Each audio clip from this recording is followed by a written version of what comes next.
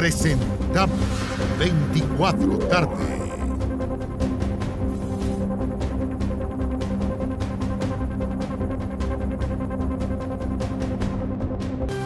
Hola, ¿cómo están? Bienvenidos a 24 tarde en este martes 30 de marzo con cifras algo más bajas que los días anteriores en lo que se refiere al coronavirus. Sin embargo, se mantiene la preocupación por la ocupación de camas críticas en el país.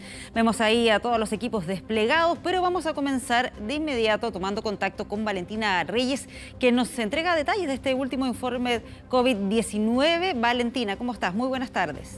Hola Patricia, ¿cómo estás? Muy buenas tardes. Claro, bajan las cifras, bajamos de los 7.000 casos este día martes, pero hay que recordar que los martes y también miércoles baja la cantidad de exámenes reportados. Entremos al detalle de la información del Ministerio de Salud. Se informó de 5.394 casos nuevos, pero los exámenes informados son 46.387. El día de ayer se informó de más de 75.000 exámenes, así que hay que tener en cuenta esa diferencia. La positividad a nivel nacional es del 11,33% y de un 10% en la región metropolitana. Hay en este minuto 41.335 personas como casos activos del COVID-19. Lamentablemente, como todos los días, informamos de las personas que han fallecido asociadas a la pandemia. Son 37 los fallecidos informados en este día martes 30 de marzo. Son 23.107 los fallecidos en total con su examen PCR confirmado.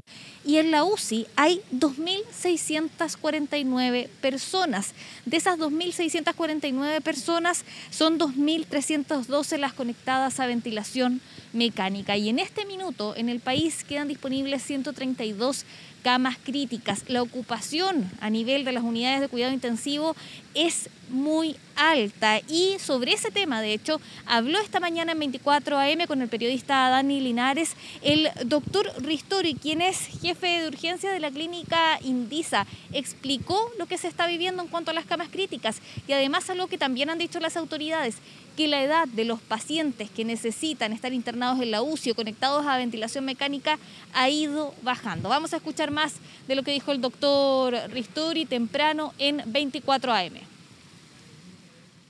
En este minuto, ahora en la mañana, ya estoy amaneciendo en mi servicio de urgencia con 6 pacientes que están ahí esperando cama.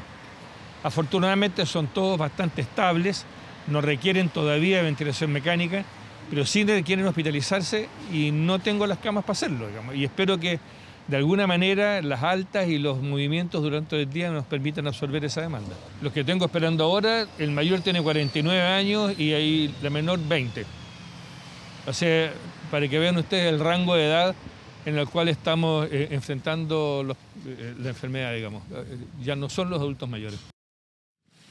20 años y 49, esas son las edades de lo que comentaba el doctor Ristori, son sus pacientes que necesitan una cama de cuidados intensivos. Ha bajado la edad de personas que necesitan estar internadas en la UCI, pero ya se ha señalado, quedan disponibles 132 camas críticas.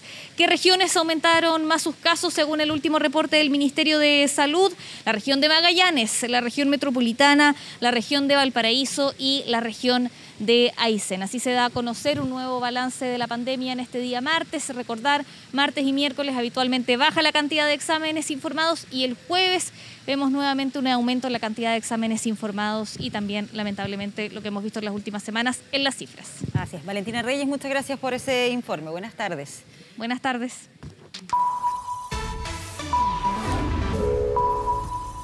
Ahora. El presidente Sebastián Piñera firmó un acuerdo por casi 2 millones de dosis de la vacuna CanSino. A esta hora habla el ministro de Salud, Enrique París. Escuchemos. Se ha firmado un convenio con la firma CanSino para traer nuevas vacunas a Chile. Esta vacuna tiene la ventaja que es una sola dosis. Se van a importar 1.800.000 vacunas, obviamente para seguir con nuestro exitoso plan de vacunación.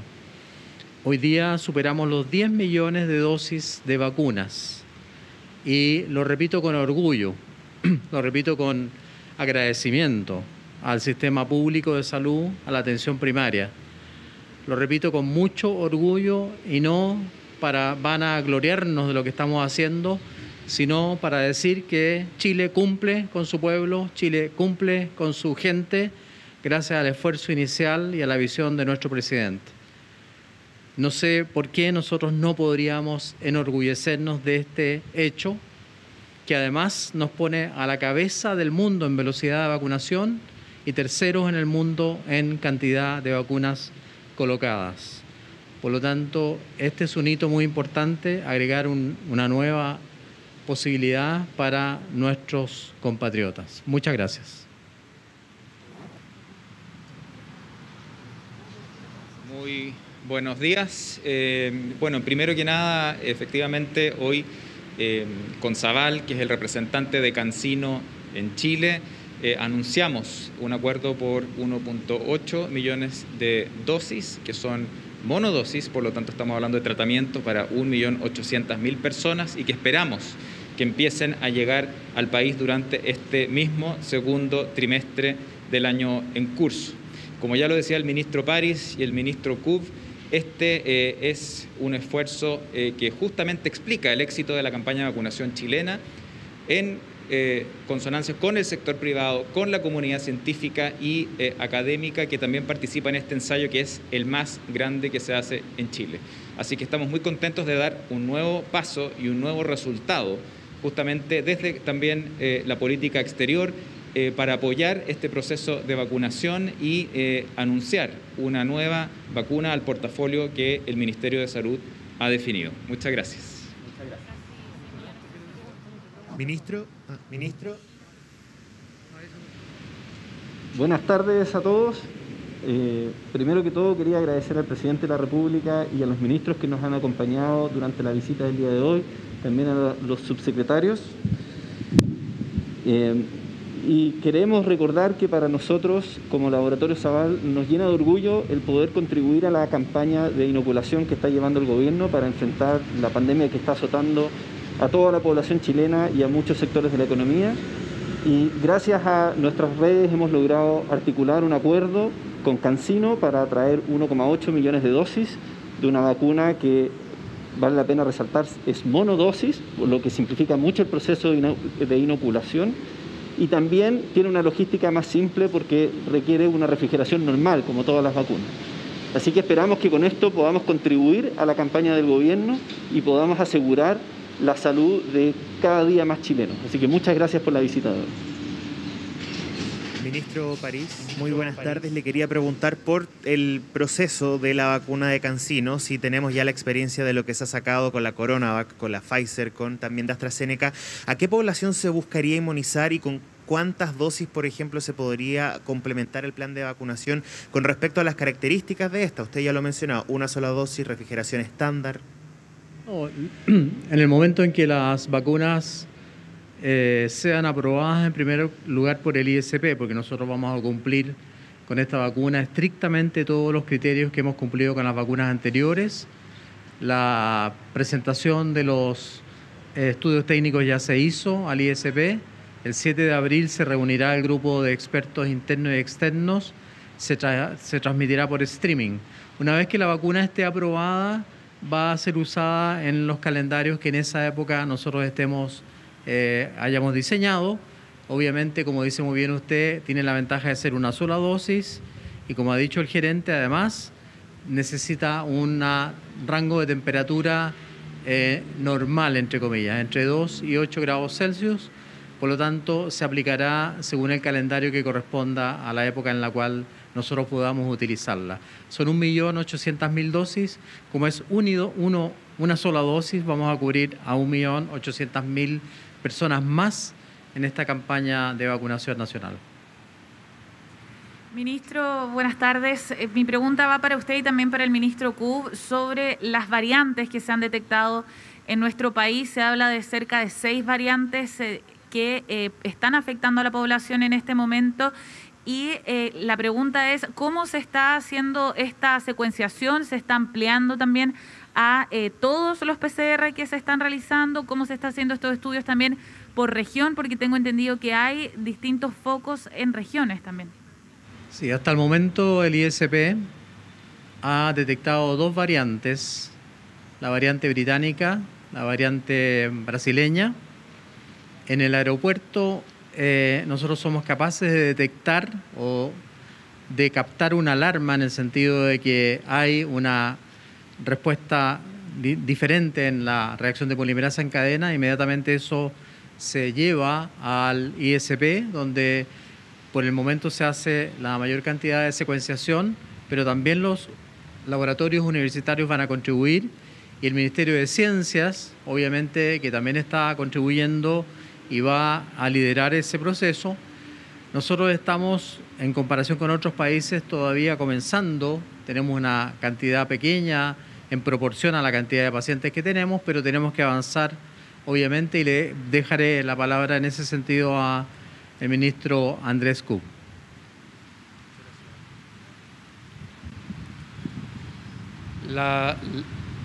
El seguimiento del virus en relación a su secuencia genómica es fundamental, tal como es el seguimiento de los pacientes o de las personas contagiadas. Este es un esfuerzo que está organizando el Ministerio de Salud y en particular hasta el momento con contribución mayoritaria del Instituto de Salud Pública. La Dirección de Planificación Sanitaria tiene una estrategia que consta de 3 componentes. Una es detectar las variantes que están en circulación, otra los puntos de entrada al país y una tercera los casos especiales, aquellos por ejemplo que están en hospitalizaciones o en el caso eventual que escapara del efecto de una vacunación. Bien, ahí las autoridades de salud, también el ministro de Ciencias respondiendo a algunas de las preguntas. Esto en la actividad en la que el día de hoy se anunció un acuerdo del gobierno con CanSino, que es este laboratorio chino-canadiense. Un acuerdo por 1.800.000 vacunas monodosis que llegarían a nuestro país entre mayo y junio. Escuchemos parte de lo que dijo el presidente Sebastián Piñera hace un rato atrás. Es una buena noticia. Hemos llegado a un acuerdo con CanSino y Saval que nos permite adquirir 1,8 millones de dosis adicionales de esta vacuna. CanSino es una vacuna de origen chino-canadiense en base a tecnología de adenovirus humano y tiene una particularidad, requiere una sola dosis. Bien, vamos a cambiar de tema. Una mujer murió tras ser atropellada por un vehículo durante una barricada. Todo esto en el marco de la conmemoración del Día del Joven Combatiente. Fabián Collado nos cuenta sobre esta y otras informaciones. Fabián. Muy buenas tardes, Pati. Se trata de una joven de 24 años, madre, la cual había decidido ir a manifestarse durante la jornada de ayer acá en la comuna de Colina, en el sector de General San Martín, con Lo Seco.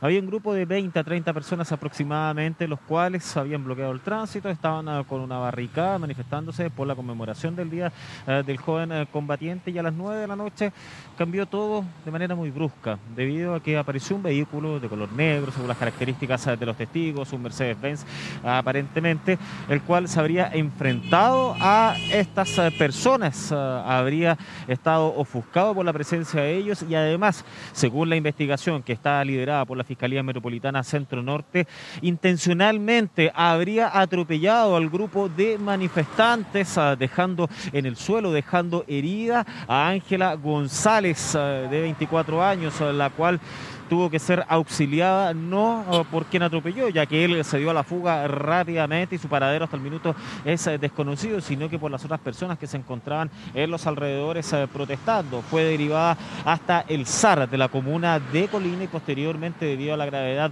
de sus lesiones, tuvo que ser trasladada hasta la clínica Las Condes en el sector oriente de la capital, donde lamentablemente se constató su muerte. Ángela Gabriela González Aros, de 24 años, la cual es vecina de la comuna, y según los vecinos, según los amigos, constantemente iba a este tipo de manifestaciones, en ningún caso derivadas con violencia, sino que fundamentalmente cuando bloqueaban el tránsito, barricadas, y es en ese contexto que lamentablemente se dio la muerte de esta joven durante la jornada de ayer. El Ministerio Público determinó que fuera la Brigada de Homicidios de la Policía de Investigaciones quien estuviera realizando diversos peritajes.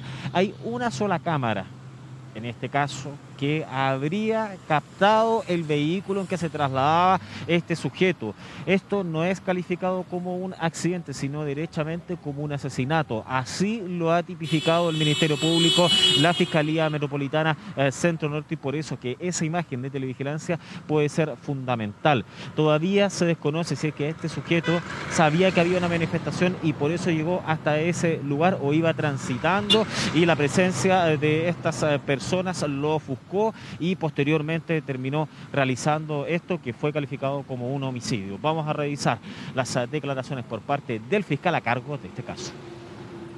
De acuerdo a la dinámica de los hechos, se descartó en primera instancia la existencia de un accidente de tránsito, lo que nos llevó a trabajar con la Brigada de Homicidio Metropolitana, quienes se encuentran en el lugar empadronando testigos, rescatando cámaras de seguridad y en definitiva viendo cuál es la ruta de huida que habría realizado el imputado que manejaba esta camioneta.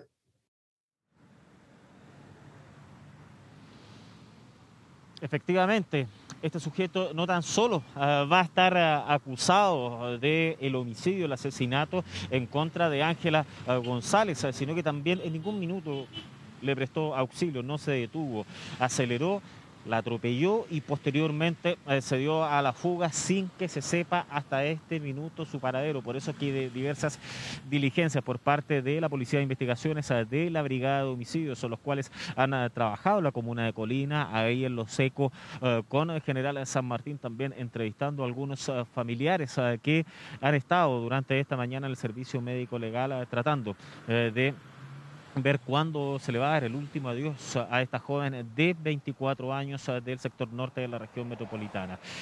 Los vecinos, amigos, familiares piden justicia. Muchos de ellos estuvieron declarando ante la PDI ya que fueron testigos de esta agresión, de este asesinato acá en el sector norte de la región metropolitana, y por eso han sido parte de las diligencias que han realizado los detectives durante las últimas horas. Lo que piden obviamente es justicia, que se encuentre al responsable. Características del vehículo hasta el minuto, lo que sabe la mayoría, podría ser una marca como Mercedes-Benz de color negro, pero todavía se desconoce la patente, y esos son los trabajos que tiene que realizar la PDI para poder encontrar a este sujeto acusado de este homicidio. Revisemos las declaraciones por parte de algunos testigos de este caso y también de los amigos, los más cercanos a Ángela González.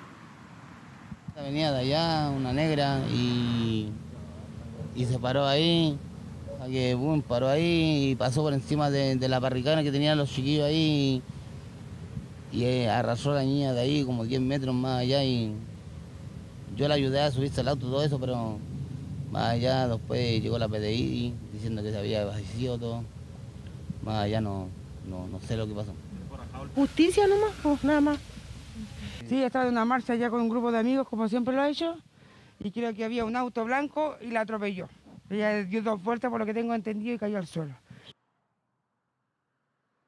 Justo en un campamento estaba observando todo lo que estaba ocurriendo, y de repente veo esta camioneta, que era una Mercedes-Benz tipo pick-up, parecía a la Nissan NP300, estaba parada, para en ese momento, y en eso empieza a acelerar como a 3 veces hacer sonar el vehículo, y llegó y aceleró, y pasó por encima de la barricada y pescó trató de pescar a las personas que estaban ahí, por suerte no alcanzó, pero sí a la afectada de Ángela.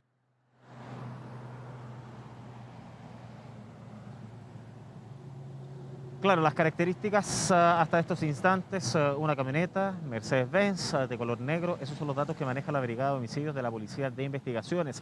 Hasta el minuto se desconoce la patente, pero posiblemente este sujeto podría haber arrancado por la autopista Los Libertadores en dirección hacia el sur o hacia el norte. Como hay cámaras de televigilancia, podría darse su identificación durante las próximas horas con estos antecedentes y ya está claro. Esto no es un accidente común, no es algo que haya suscitado del minuto, sino que hubo cierta alevosía, según lo que comentan desde el Ministerio Público. También hubo intencionalidad de derechamente matar a esta persona, a la víctima Ángela González, de 24 años, y por eso es que todos los familiares exigen justicia e investigación que se encuentra en desarrollo. Vamos a revisar otras situaciones que ocurrieron en el marco de la conmemoración del Día del Joven Combatiente. Algunos incidentes que ustedes van a ver ahí en la vía Portales, la estación central, la caletera de General Velázquez, porque primero un grupo de sujetos comenzó bloqueando el libre flujo vehicular y posteriormente lo que ustedes van a ver, grandes barricadas, grandes llamaradas que estaban bloqueando el libre flujo a esa hora de la noche. Carabineros tuvo que intervenir, incluso ellos mismos denunciaron ataques en contra de la 21 comisaría de Estación Central, que afortunadamente todo esto no pasó a mayores. De todas maneras hay una investigación que se está desarrollando con el fin de poder ver todo lo que ocurrió en la Villa Portales, y ahora nos trasladamos hacia la Villa Francia, uno de los lugares icónicos de manifestaciones en medio del Día del Joven Combatiente. Muy temprano, durante la tarde de ayer, comenzaron algunas barricadas bloqueando la avenida 5 de abril, y esto subió de tono ya que hubo presencias, escaramuzas, presencia de encapuchados que estuvieron lanzando bombas molotov y también algunos disparos. Por lo mismo es que hubo intervención del control de orden público de Carabineros, algo que terminó regularizado cerca de las 2 de la mañana aproximadamente. De todas maneras, otro de los hechos muy preocupantes de la Villa Francia en Estación Central es el ataque en contra de la secretaria general del Colegio de Periodistas, Ana María González, y un fotógrafo de 22 años que pertenece al equipo de comunicaciones de una candidata a la Convención Constitucional.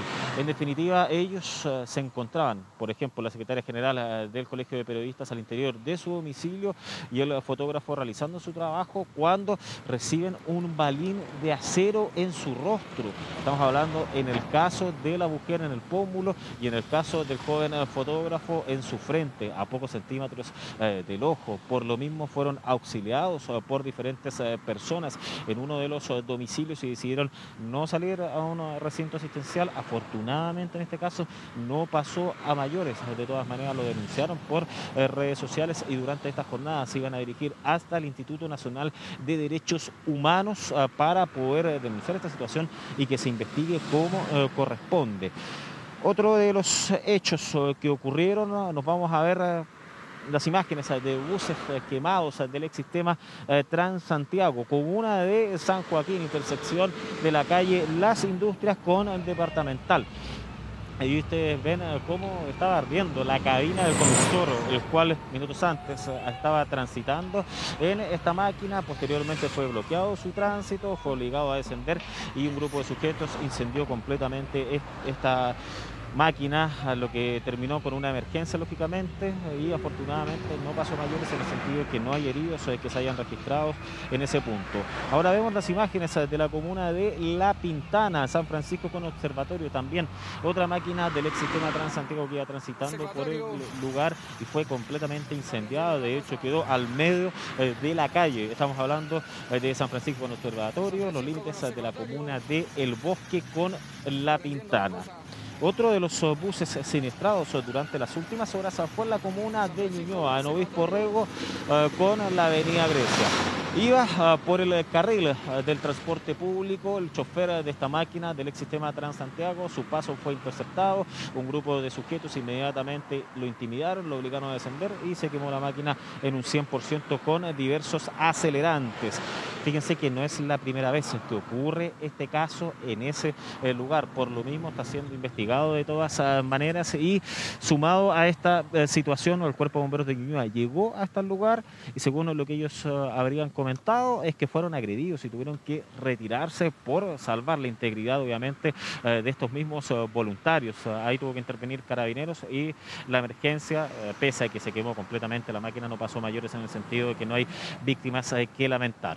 Respecto a estos diferentes hechos, durante esta mañana, Carabineros, el subsecretario del Interior hizo un balance, más de 50 personas detenidas por los diferentes hechos, desórdenes públicos, lanzamiento de bombas molotov, sujetos que iban trasladando bombas molotov ahí en la comuna de Cerrillos. Además, hubo ataques a cuarteles policiales, según lo que dijo el gobierno, en Renca, también en Estación Central, entre otros puntos. Y respecto al caso de la Villa Francia, donde 2 personas denunciaron que fueron atacados con balines de acero, al menos El gobierno lo descartó. ¿Qué es lo que dijo?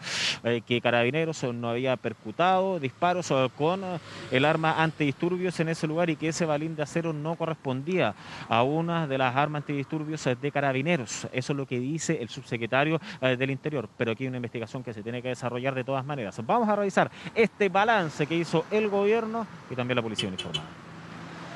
Tuvimos 140 eventos relacionados con el control del orden público a nivel nacional, 100 en la región metropolitana y 40 en regiones.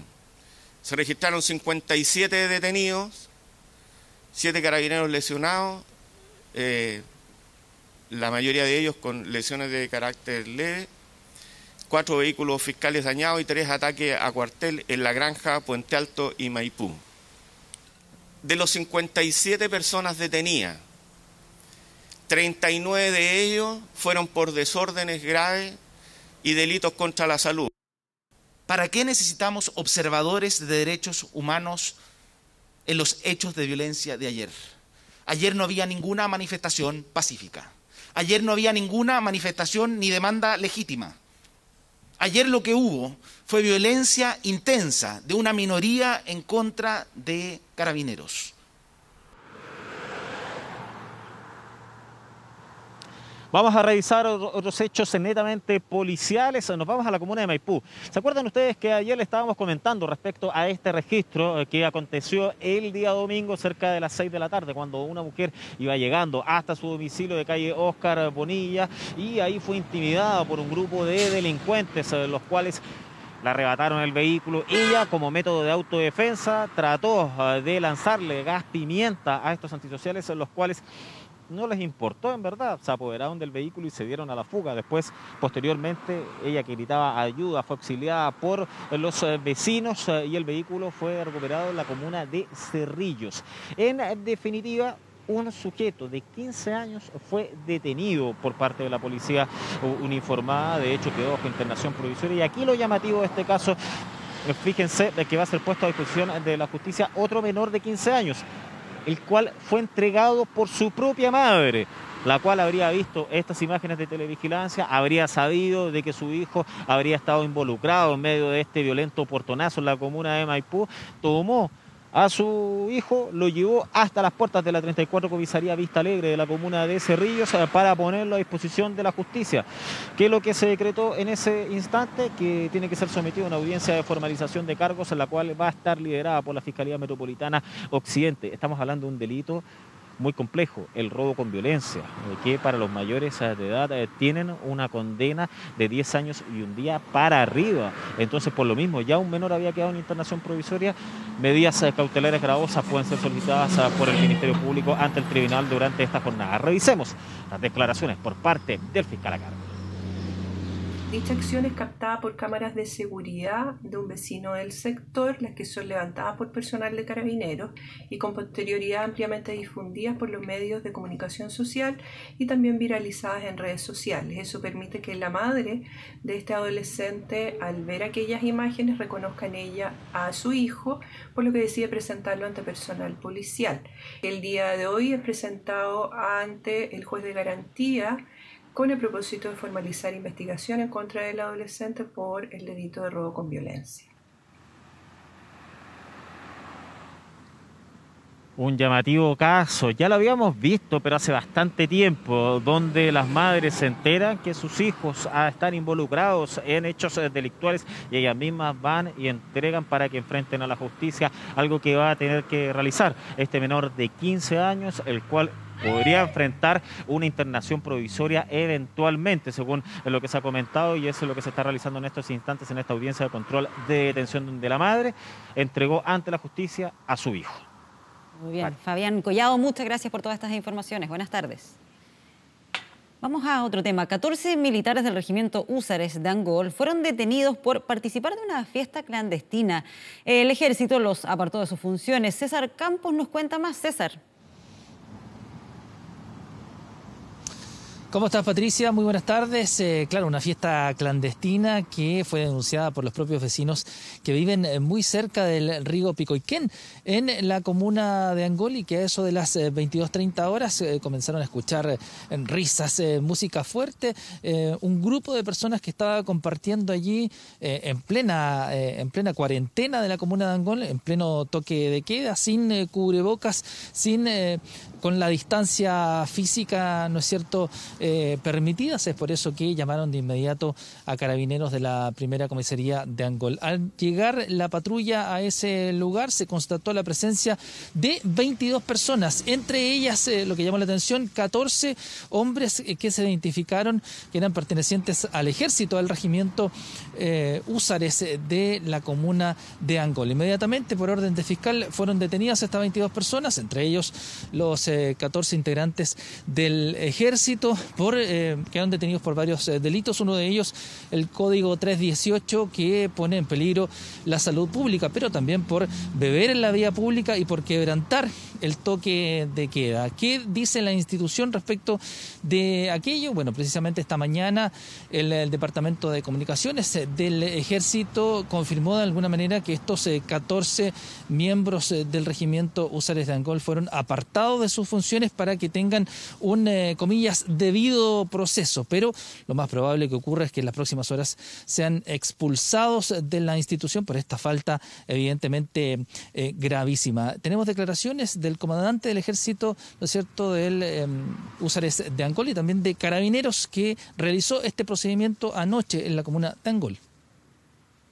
Al efectuar una fiscalización por parte del personal de patrullaje, se percató de la situación de que había una fiesta clandestina a la orilla del río, por lo cual se procedió a la detención de 23 personas y se incautándose un vehículo y una cantidad más o menos considerable de bebida alcohólica en esta misma fiesta. Bueno, algunos de ellos se identificaron como personal de ejército. Fueron detenidos por Carabineros de Chile 13 soldados de tropa profesional y un clase, quienes se encontraban participando en una reunión social no autorizada. El Regimiento de Caballería número 3 Húsares, tras recopilar los antecedentes del hecho, estableció que los soldados y el clase transgredieron las disposiciones sanitarias derivadas del COVID-19 vigentes en la institución, así como también que incurrieron en graves faltas según lo establecido en el Reglamento de Disciplina para las Fuerzas Armadas, razón por la cual hemos resuelto separarlos de inmediato de su función.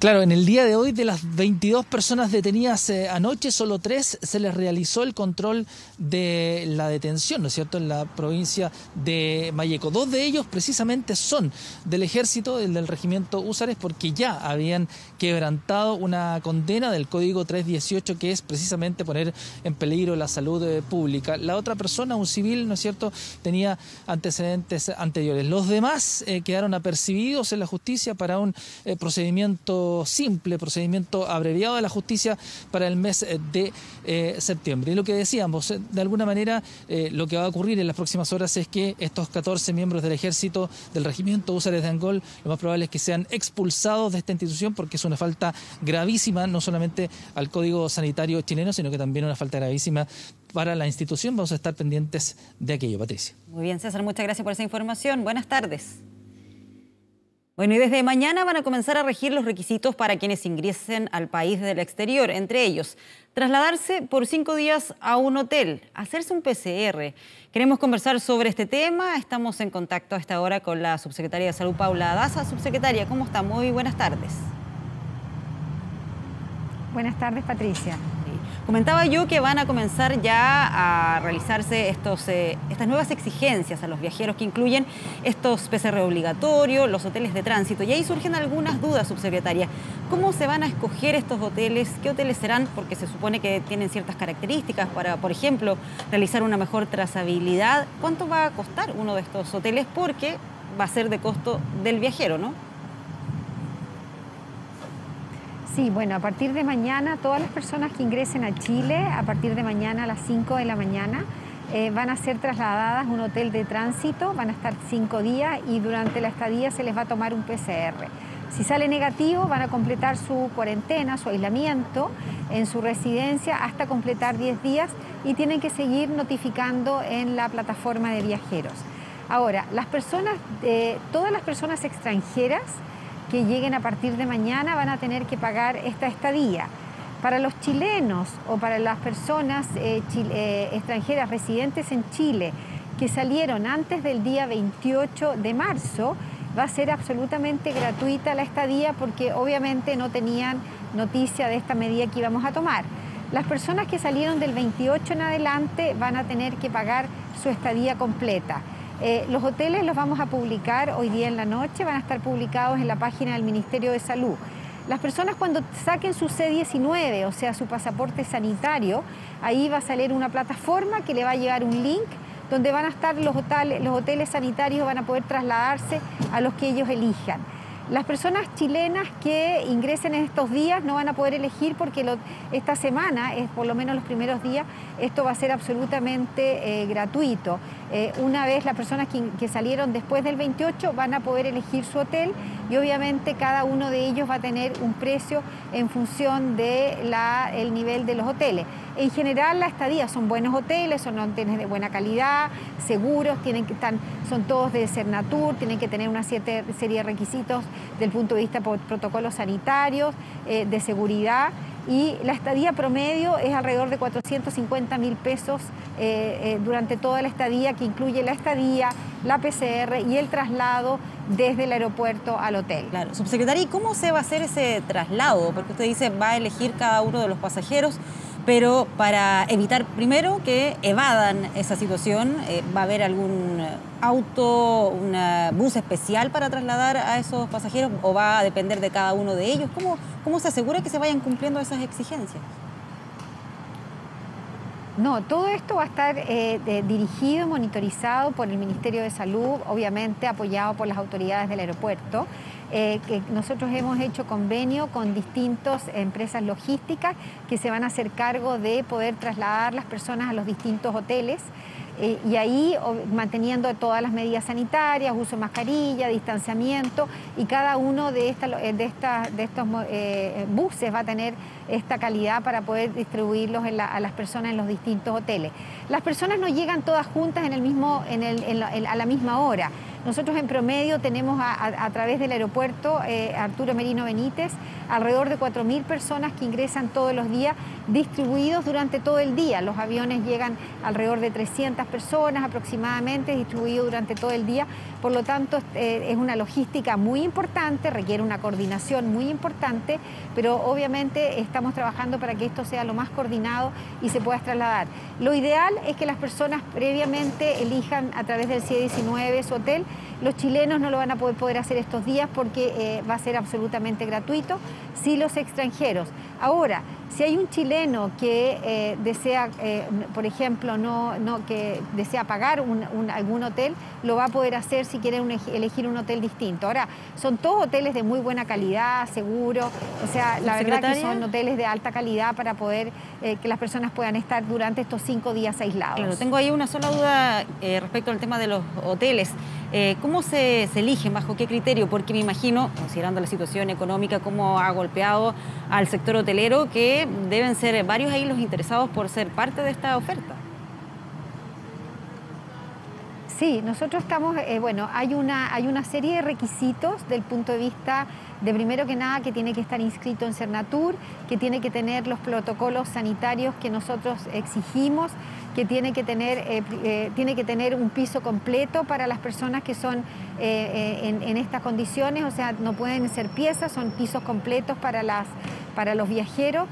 Lo cuarto, que tiene que tener una seguridad. Obviamente también va a estar la Seremi de Salud vigilando que se cumplan estos protocolos sanitarios, pero se le exige al hotel que también cumpla un sistema de vigilancia para que las personas se mantengan en sus piezas, porque hay que recordar que las personas no pueden salir de sus piezas, toda la alimentación, las comidas, tienen que hacerse aislados para evitar algún posible contagio. En general son personas sanas, quiero decir que las personas que llegan del exterior son personas que ya se les ha exigido una PCR negativa, ya se les ha exigido obviamente que no tengan síntomas, que más manejen una serie de medidas.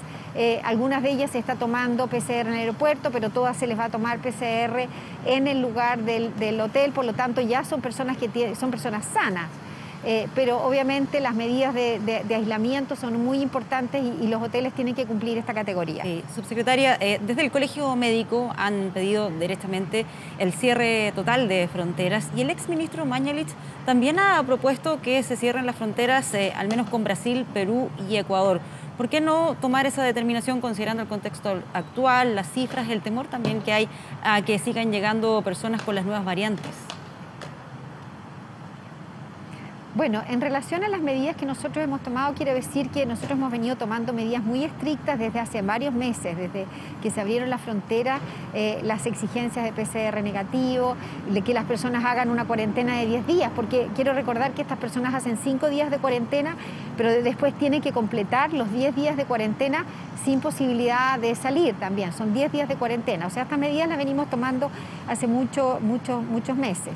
Lo tercero es que más del 85% de las personas que llegan a nuestro país son chilenos. Nosotros incluso cuando cerramos las fronteras, los chilenos tenían que, no podíamos prohibirle la entrada a nuestros compatriotas. En general, las personas que están entrando a nuestro país es porque han viajado por distintas situaciones particulares. Por lo tanto, el cierre de fronteras, que lo tenemos cerrado, quiero decir que la única vía de entrada que hay a Chile hoy día es el aeropuerto. Todas las otras fronteras están cerradas para los extranjeros. Los chilenos pueden entrar por todas las vías.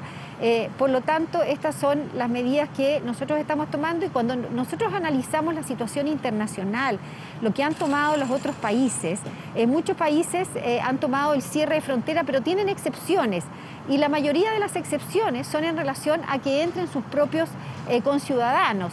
Y en el fondo nosotros lo que estamos haciendo es que los conciudadanos, que son la mayoría de las personas que están entrando hoy día a Chile, no solamente mantengan todas estas medidas estrictas, sino que además de aislamiento importante en un hotel. Sí, más que nada entiendo que esto lo plantean en el sentido de evitar que derechamente se sigan realizando viajes, por lo menos a esos países, los que menciono, Brasil, Perú, Ecuador.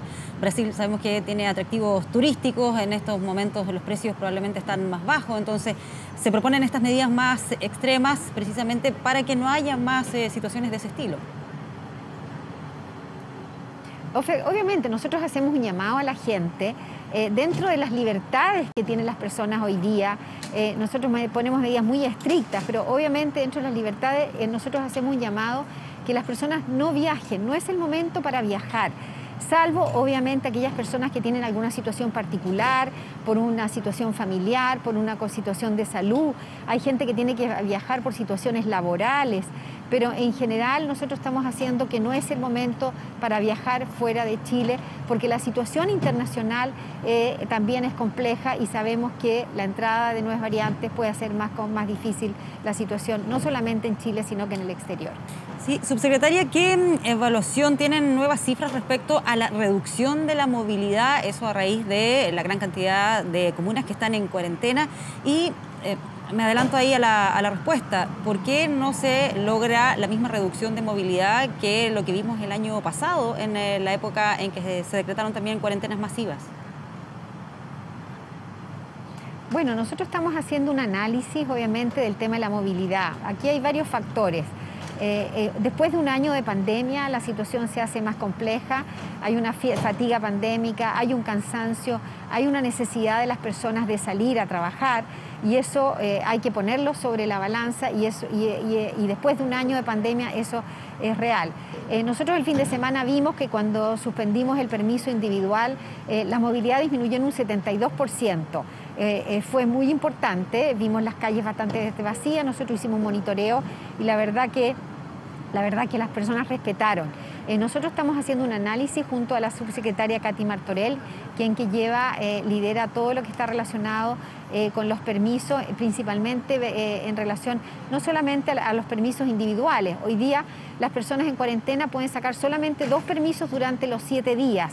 O sea, si lo piden en la semana, los 2 permisos, el fin de semana no pueden usar, pero tenemos que hacer un análisis acerca de los permisos únicos colectivos, que probablemente por ahí están aumentando en forma significativa, porque sabemos que hoy día venimos en las calles, vemos en las calles tacos, la gente está saliendo y creo que el peor de las situaciones es tener a la población en cuarentena, pero sin hacer una cuarentena efectiva, porque finalmente nuestro objetivo es disminuir la movilidad para disminuir los contagios.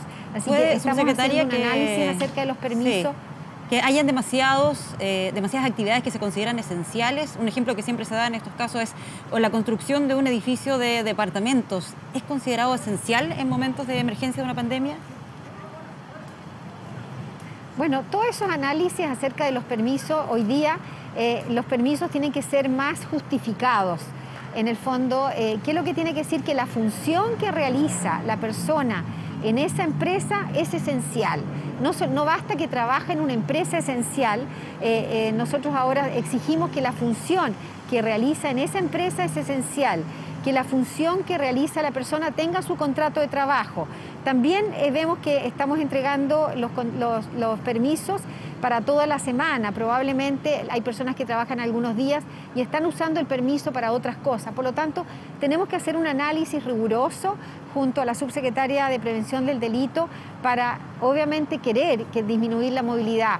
La disminución de movilidad, nosotros esperamos que al menos disminuya en un 30%, un 35%, para tener una disminución de los contagios, que sabemos que es tremendamente importante para poder después darle más libertades a las personas. Porque a la medida que reduzcamos la movilidad, disminuyamos los casos, mantengamos estas medidas de autocuidado en forma efectiva, vamos a poder tener más libertades en el futuro próximo. Subsecretaria, ¿qué información tiene respecto a esta polémica que se generó con Deportes Antofagasta, donde el equipo completo se vacunó? Hubo críticas porque se consideró que se estaban saltando la fila, no cumpliendo con los tiempos, pero el presidente de Deportes Antofagasta dijo que la comisión de vacunación de la región los autorizó y a esa comisión a su vez los autorizaron desde Santiago. ¿Qué información tiene? ¿Es correcto que se hayan vacunado en esta etapa? Con respecto a la información en general, lo que será solicitado al Ministerio de Salud, que algunas situaciones particulares de deportistas pudieran vacunarse si van a salir al exterior y van a tener que participar en actividades que tienen alta posibilidad de contagio. Yo no tengo la información completa con respecto a lo que Antofagasta ocurrió, cuál es la situación, que está en investigación en este momento, pero en términos generales hemos tenido esas solicitudes que algunas situaciones particulares de deportistas puedan vacunarse cuando van a ir al exterior, porque obviamente ahí hay una posibilidad alta de contagio. Espero tener más resultados durante la tarde. Muy bien. Subsecretaria Paula Daza, muchas gracias por conversar con nosotros sobre todos estos temas. Muchas gracias a ti, Pati. Buenas tardes. Bueno, vamos a cambiar de tema. Una querella por homicidio calificado en grado de frustrado presentó el periodista y conductor de TVN, Iván Núñez. Esto tras la emboscada que sufrió la noche del sábado junto al camarógrafo Esteban Sánchez en la ruta P72 en Tirúa. El subsecretario del Interior aseguró que más de 300 ataques en la macrozona sur han sido reivindicados por distintas organizaciones de la zona. David Yáñez tiene más antecedentes. David. Hola, muy buenas tardes. Son de hecho 2 en total las querellas ya presentadas en este caso en particular. La presentada por el Ministerio del Interior a través de la Intendencia de la región del Biobío y también ahora por el mismo periodista Iván Núñez, que presentó una querella por el delito de homicidio calificado en grado de frustrado, cometido en su contra y también en contra de Juan Esteban Sánchez, quien resultó herido y que sacó la peor parte en esta emboscada que sufrieron justo a la salida del sector Yeuyeu en la comuna de Tirúa. Según los propios antecedentes que entrega Iván Núñez en esta querella que fue interpuesta ante el Juzgado de Garantía de Cañete, apunta a hechos claros ocurridos durante ese día. De hecho, hace una relación de los distintos momentos en que salen de Santiago, llegan hasta la zona, se contactan con Héctor Yaitul, lo van a dejar hasta el sector de Yeuyeu y luego al regreso detallan un incidente que fue justo previo a lo ocurrido con el ataque. Fue cuando se encontraron con un grupo de personas que decían estar muy molestas por haber ingresado a su territorio sin su consentimiento, cuando se le argumentó que venían con el vocero de la coordinadora Arauco Valleco, Héctor Yaitul, indicaron que él no pertenece al sector de Tirúa, sino que de Osorno, y por lo mismo cuestionaban tal situación. Hubo que pedir, de hecho, ayuda a algunos dirigentes del sector, hubo contactos telefónicos, incluso personales en este incidente inmediatamente previo. Luego de esto y tras hacer algunas tomas en el sector de Yeuyeu, pasar desde el camino de tierra hasta el camino asfaltado que va justamente hacia el interior, fue que partieron los disparos. El primer tiro impactó por el lado del piloto de esta camioneta doble cabina, marca Mitsubishi L200, que fue la que finalmente terminó completamente tiroteada en este ataque ocurrido en el sector de San Ramón. Después de este primer disparo hubo múltiples disparos, algunos de frente, de los lados y por la parte posterior de la camioneta, que terminaron reventando los dos neumáticos traseros. Y en ese mismo instante fue que uno de los disparos dio en el rostro de Juan Esteban Sánchez. Es parte de los detalles que se entregaron a través de esta querella interpuesta ante el juzgado de garantía de Cañete, y que va a ser entregada a la investigación que lleva el fiscal Juan Yáñez Martínez del Ministerio Público, de la Fiscalía también de Cañete, que está a cargo de esta investigación y cuyas primeras diligencias estuvieron apuntadas a que la Policía de Investigaciones, a través del Grupo VIPE y también del Laboratorio de Criminalística, realizaron los análisis de la camioneta en particular, donde establecieron 15 puntos de interés, especialmente donde terminaron los distintos disparos, tanto de un arma 9 milímetros como de múltiples escopetas utilizadas en contra de este vehículo. En ese sentido, hubo una evaluación realizada por el Ministerio del Interior respecto a la violencia en la zona, también la operación de distintos grupos, algunos con carácter político, como la coordinadora Arauco Malleco, que tiene muy claro sus objetivos en cuanto a autonomía y control territorial, y otros más bien derechamente delincuenciales, que estarían operando en la misma zona. Tenemos en ese sentido lo declarado por el subsecretario del Interior. Escuchemos. ¿Qué es lo que pretenden? ¿Amedrentar a los medios de comunicación para que informen de esa violencia? 310 atentados en la macrozona sur han sido reivindicados por distintas organizaciones. Una de ellas, la coordinadora Arauco Malleco. Otra, la UAM. Otra, síganle poniendo nombres, pero lo que hacen es reivindicar la violencia. El evento claramente da cuenta de que si es que había algún compromiso por parte de los miembros de la CAM de protección respecto del equipo de prensa TVN, ese compromiso no se cumplió. Y porque hay otros órganos que están dispuestos a ejercer la violencia aún más allá de la CAM. Las demandas pueden ser legítimas, pero nunca pueden legitimar la violencia, y menos aún cuando esa violencia es utilizada en contra de medios de prensa, presuntamente, para inhibir o amedrentar que se comunique la realidad que viven los vecinos de Cañete, los vecinos de Tirúa, los vecinos de Contulmo.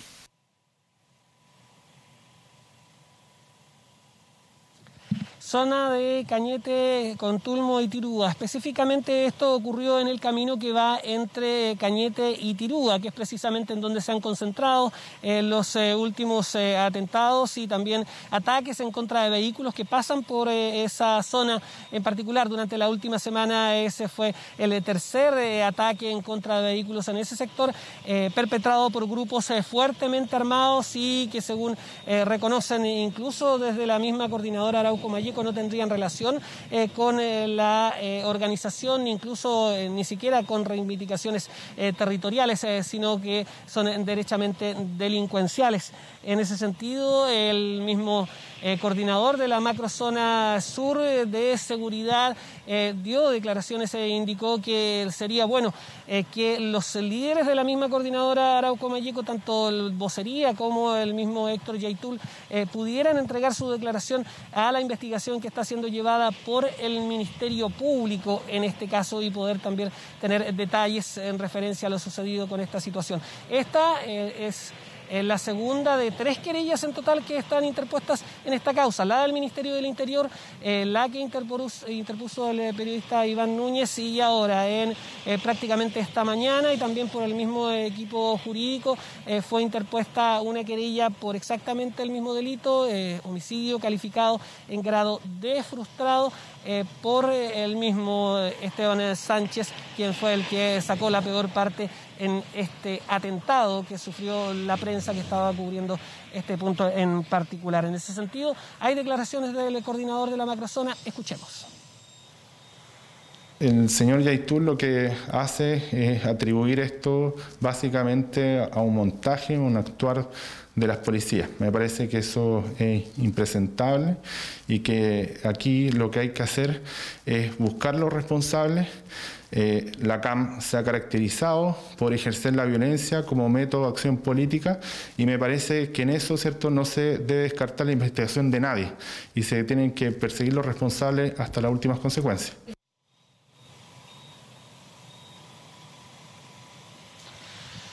Hay también una apreciación de parte de personas que han sido víctimas de distintos atentados en la misma zona. Señalar en ese sentido que durante estos primeros 3 meses son prácticamente una treintena de personas las que han resultado heridas por disparos y distintas situaciones registradas precisamente en esta ruta, la ruta que va de Tirúa a Cañete, y específicamente el tramo que va desde el cruce Peleco hasta Quidico. Quidico, una localidad que ha sufrido distintos tipos de atentados, principalmente incendiarios en contra de cabañas, la mayoría de ellas desocupadas, o también complejos turísticos ubicados en el mismo sector. Una de estas personas que la semana pasada recibió disparos a su vehículo cuando venía justamente regresando de la localidad de Quidico es Fernando Fuentealba, quien no solamente es un empresario turístico del lugar, también forma parte del Comité de Seguridad de Quidico, y ha indicado que lo que está sucediendo en ese mismo tramo, en esa misma zona, en las comunas de Tirúa y Cañete, tienen directamente que ver con una formación que se hizo desde hace más de 20 años en cuanto a la formación de jóvenes para participar en actividades de reivindicación, que terminó degenerando en distintos grupos que operan independientemente, incluso algunos rivales entre sí, y que no necesariamente responden a una coordinadora o a alguna comunidad en particular. Algunos tienen intereses que son derechamente delincuenciales. Pero escuchemos sus palabras en cuanto al detalle de esta situación. El problema es que empezaron a adoctrinar, ¿no es cierto?, y como decimos nosotros ahí, a envenenar a la juventud. Y la juventud se metió en la droga, y ahora hay todo un tema ahí de grupos ilícitos, ¿no es cierto?, más de uno, y muchos de ellos ya están descolgados de la CAM, por lo tanto no responden a la CAM.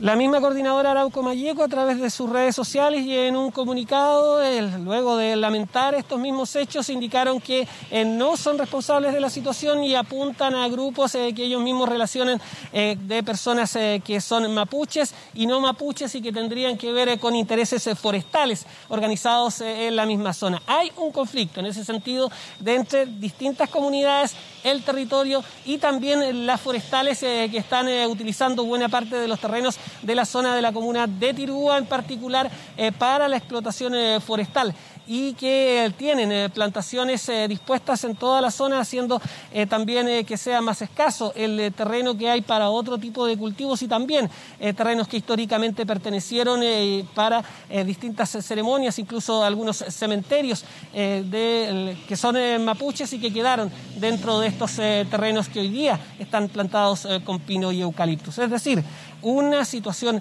de carácter complejo donde incluso hay organizaciones con objetivos políticos y otros que son organizaciones derechamente delincuenciales. Veremos qué antecedentes arrojan estas investigaciones. Muchas gracias, David. Buenas tardes. Bueno, y desde que toda la región metropolitana está en cuarentena, el uso del transporte público se redujo un 31%. Así también disminuyó la movilidad vehicular. Dani Linares nos cuenta más sobre los balances que se han hecho luego de que se decretaran estas cuarentenas. Dani. Claro, Pati, porque ayer hablábamos de una reducción del 22% en hora punta en la mañana en el flujo de vehículos particulares. Esta jornada ya ha consolidado todo el movimiento de la hora punta de la mañana, de las 6 hasta las 10 de la mañana. El consolidado habla de una disminución del 24% en comparativa al mismo día de la semana anterior. Todavía cifras bastante bajas de poder reducir esta movilidad en cuanto a los vehículos particulares, porque sabemos en transporte público hay una disminución un poco más notoria, sobre el 30% en el caso de Metro, también en Tren Central, y lo que ocurre en las validaciones del sistema red también andan en esa línea del orden del 30%. Por ende, hay una disminución en lo que significa el uso del transporte público, pero no así en los vehículos particulares, que a primera hora de la mañana quienes están saliendo a la capital lo evidencian en diferentes calles donde hay congestión vehicular, hay bastante flujo, pareciera un movimiento medianamente natural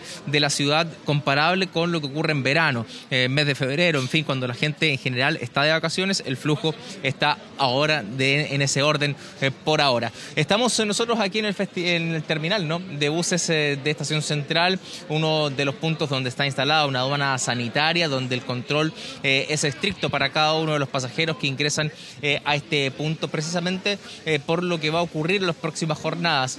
Semana Santa, un día festivo adicional al fin de semana, que habitualmente hablábamos de traslados de ciudad a ciudad para estas fechas. Sin embargo, debido a la cuarentena no existe esa posibilidad, ya que el desplazamiento interregional no está permitido, no así, por cierto, cualquier otro desplazamiento con condiciones excepcionales que deben poder esgrimir las personas que solicitan estos permisos a través de la comisaría virtual. Vamos a revisar lo que ocurre en este balance de movilidad aquí en la región metropolitana y después entramos de lleno a lo que va a ocurrir este fin de semana respecto a la Semana Santa. Vamos con las declaraciones del subsecretario José Luis Domínguez respecto a los números, ¿no?, que entrega el desplazamiento de las personas a primera hora de esta mañana. En relación al balance de movilidad del Gran Santiago, podemos decir que, por ejemplo, el transporte público tuvo una cantidad de validaciones de 1.480.000 el día de ayer, que se compara con el lunes pasado con una reducción del 31%. Ahora bien, si uno las compara con periodos normales, significa una reducción del 74%. En cuanto a la punta mañana del día de hoy, el informe de movilidad que nos entrega la Unidad Operativa de Control de Tránsito da cuenta de una reducción del 24% del flujo vehicular. Flujo vehicular que todavía no se reduce en los niveles que han señalado los salubristas es necesario para poder reducir la cantidad de contagios, que habla de una reducción de movimiento del orden del 50-60%, todavía bajo el 30% en el caso de los vehículos particulares en comparación a la semana anterior, semana en que no estaban todas las comunas, al menos de la región metropolitana, en cuarentena. Una cuarentena que, les decía anteriormente, impide el desplazamiento interregional. Eso se puede realizar desde la fase 2 en adelante, por ende esa posibilidad de movimiento durante el fin de semana va a estar reducida y no se va a poder realizar. Por eso es importante el control que se realiza tanto en aduana sanitaria en este punto como en los cordones sanitarios que se van a establecer desde el día jueves a las 5 de la tarde, cordones sanitarios en las principales zonas de atracción de viajes de nuestro país. Hablamos de la región metropolitana, también la región del Biobío y la región de Valparaíso. En aquellos puntos se van a instalar estos cordones sanitarios para impedir el desplazamiento de las personas sin que tengan la documentación excepcional necesaria para aquello. Desde las 5 de la tarde del día jueves hasta las 22 horas del día domingo es esa restricción en diferentes rutas y carreteras. En terminales, lo que vemos en imagen, la aduana sanitaria, que es permanente durante todo este tiempo, donde se le exige la documentación, pasaporte sanitario como primera instancia y, por cierto, los documentos de comisaría virtual que respalden el traslado, la gran mayoría por razones laborales, que es la única excepción quizás más masiva que se puede utilizar para poder trasladarse de una ciudad a otra, pasando, por cierto, en cambios de regiones. Vamos a revisar las declaraciones de la jefa del Departamento de Fiscalización del Ministerio de Transporte sobre este punto, este plan especial para este fin de semana santo, donde, por cierto, se va a reforzar la fiscalización en ruta y también en terminales. Y a partir de este jueves a las 5 de la tarde van a iniciarse cordones sanitarios en la región metropolitana, Quinta Región, Biobío y también en la Araucanía. Cosas que están efectivamente establecidas por el Ministerio de Salud, dado estas restricciones de movilidad que están imperando actualmente en gran parte de nuestro país. Restricción de movimiento interregional que se da por la fase 1, por la cuarentena que están la gran mayoría de las ciudades que son atracción de viajes en nuestro país. No así, por ejemplo, los permisos de desplazamiento general, que ya lo ha dicho la autoridad, van a estar operativos durante este fin de semana. Venimos de un fin de semana donde no se utilizaron, donde hubo una reducción de movilidad del orden del 60%, pero se dijo que fue una medida excepcional para el fin de semana anterior. Por ende, este fin de semana, aquellos permisos, en el caso de las cuarentenas, que se usan 2 por semana, se van a poder utilizar durante el fin de semana para desplazamientos dentro de la región, y por eso ahí lo que va a ocurrir con los cordones sanitarios. Sin embargo, estas restricciones de movilidad, de viajes, ha hecho que ha proliferado también el transporte informal. Lo hemos visto con recorridos que captan personas en los propios terminales para llevarlos por rutas alternativas, rutas donde evidentemente puede ser más dificultoso el control de la autoridad sanitaria, y trasladan a las personas de región a región. Sobre esa situación se ha referido también la jefa del Departamento de Fiscalizaciones, con cifras alarmantes del alza también que ha tenido este tipo de conductas ilegales, por cierto, del traslado de personas sin contar con las autorizaciones necesarias. Buses informales que aparecen en los entornos a los terminales, y ahí les puedo comentar que en lo que va del año ya 200 vehículos han sido retirados de circulación por esta causa. Varios pasajeros se les ha iniciado sumario sanitario por ser detectados a bordo de estos buses. La norma hoy es clara y establece que la tripulación en general tiene la atribución y debe solicitar la documentación a los pasajeros que aborden los buses en los puntos donde no exista una aduana sanitaria. Por motivos laborales, por asistencia a un funeral de algún familiar directo, o bien también en el caso de asistir a algún tratamiento médico, son las excepciones disponibles para poder avanzar de una región a otra, para poder realizar un desplazamiento interregional en condiciones de cuarentena. Esos documentos se emiten, por cierto, a través de la comisaría virtual, y deben adjuntar la documentación necesaria para poder tener cada uno de ellos. Deben portarlo también al momento del viaje, porque aquí en terminal lo van a solicitar al momento de ingresar. Si usted aborda también un bus en recorrido, es la empresa la que está facultada para solicitar esos permisos, y debe hacerlo. En el caso de que no soliciten la documentación a los propios pasajeros, estos también pueden ser multados por el Ministerio de Transporte. Buses que pueden funcionar a toda su capacidad. No hay una restricción de aforo al interior de los buses. Pueden ser vendidos todos los asientos, en la obligatoriedad, por cierto, en el uso de la mascarilla para quienes se van a trasladar en este medio de transporte terrestre, que es tan habitual de uso, ¿no, Pati?, para este fin de Semana Santo, cuando el desplazamiento es bastante amplio, cuando no estamos en este contexto, no el contexto de pandemia, que en este caso se espera un movimiento bastante menor, porque son razones bastante limitadas, ¿no?, las que existen por parte del plan paso a paso para poder desplazarse de una región a otra. Claro, es lo que se espera, que no se realicen muchos viajes. Dani Linares, muchas gracias por esta información. Buenas tardes. Y nos vamos a ir hasta Valparaíso. A días de Semana Santa, la Caleta Portales reabrió al público tras cerrar ante el alza de los casos. Mónica Holguín nos cuenta más al respecto. Mónica.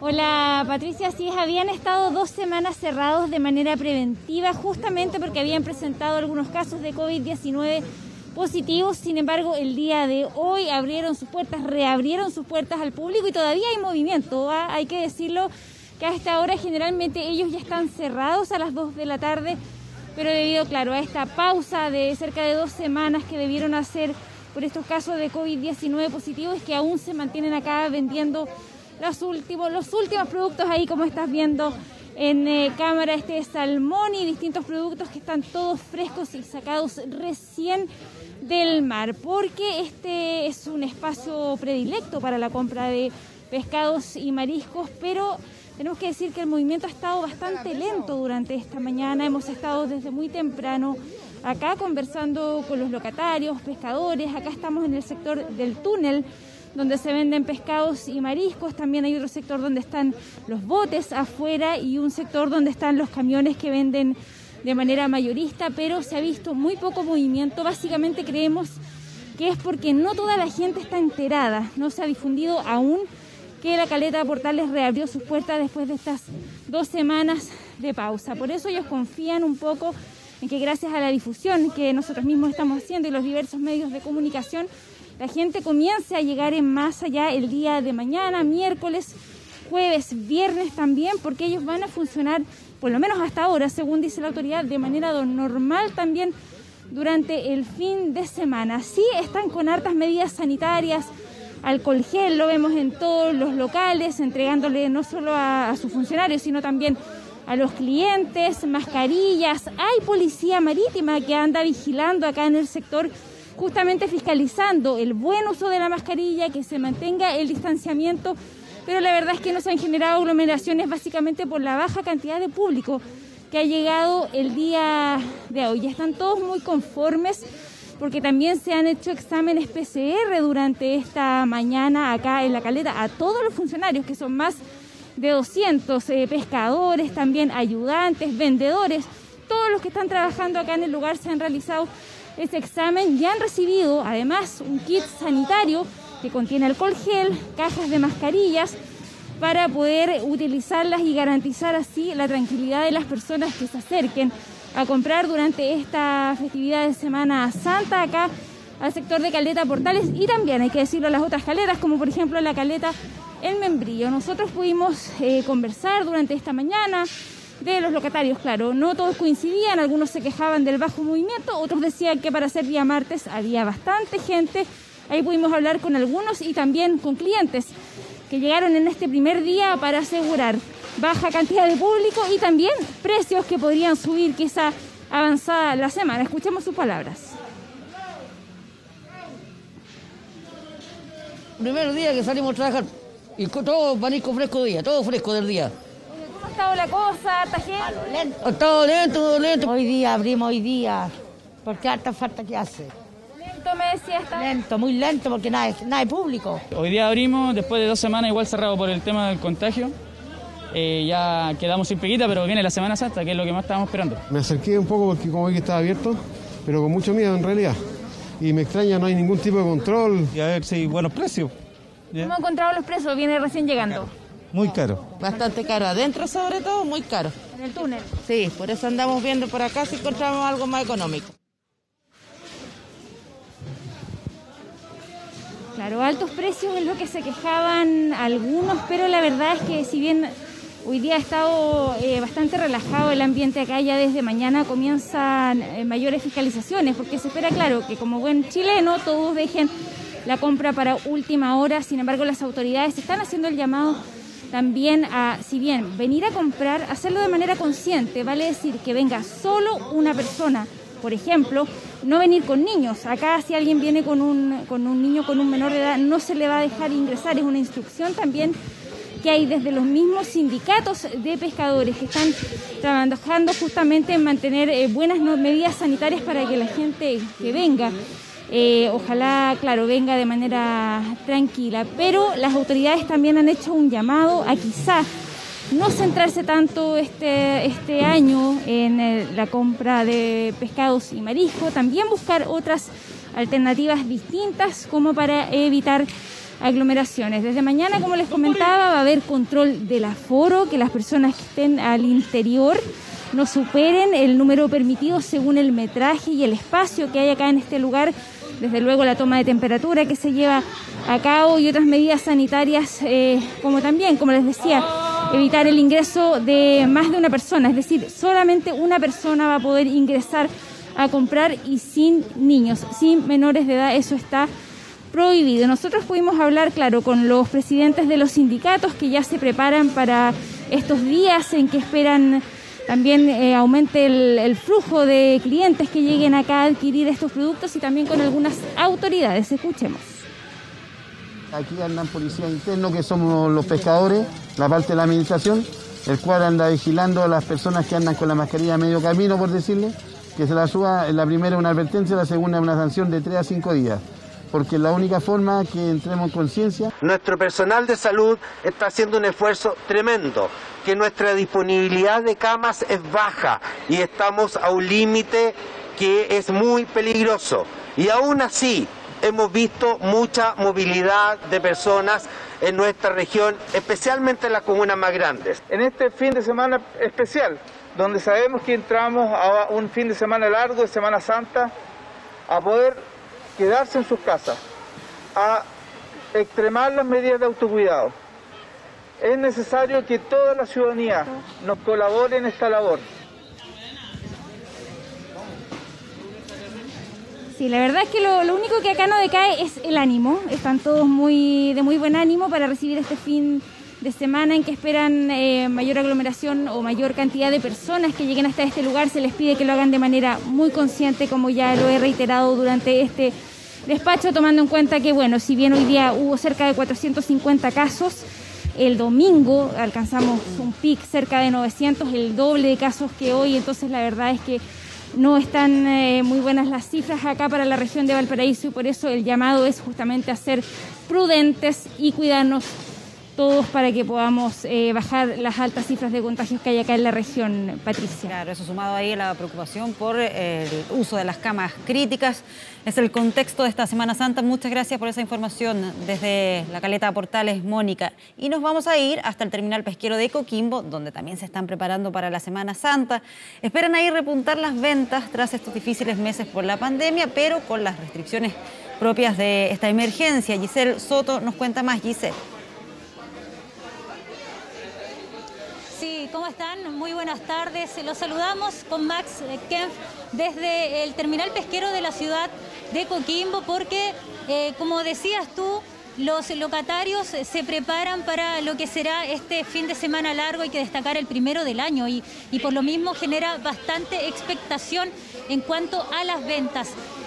Estuvimos conversando durante esta mañana con algunos locatarios del terminal pesquero de Coquimbo, de La Serena, bien digo, donde se están preparando con las medidas sanitarias, con los aforos permitidos también, para adelantar igual las ventas. Ese es el llamado que hacen a la comunidad, entonces adelantarse a las ventas para que finalmente este viernes, sábado y domingo puedan funcionar con un poquito más de tranquilidad ante la gran presencia también de público durante este fin de semana. Las autoridades sanitarias ya adelantaron, ya comenzaron también a realizar las fiscalizaciones. Se solicita también a que el cliente compre sus productos en los lugares establecidos, porque finalmente es ahí donde se cumplen con la mayoría de los aforos permitidos y las medidas sanitarias pertinentes.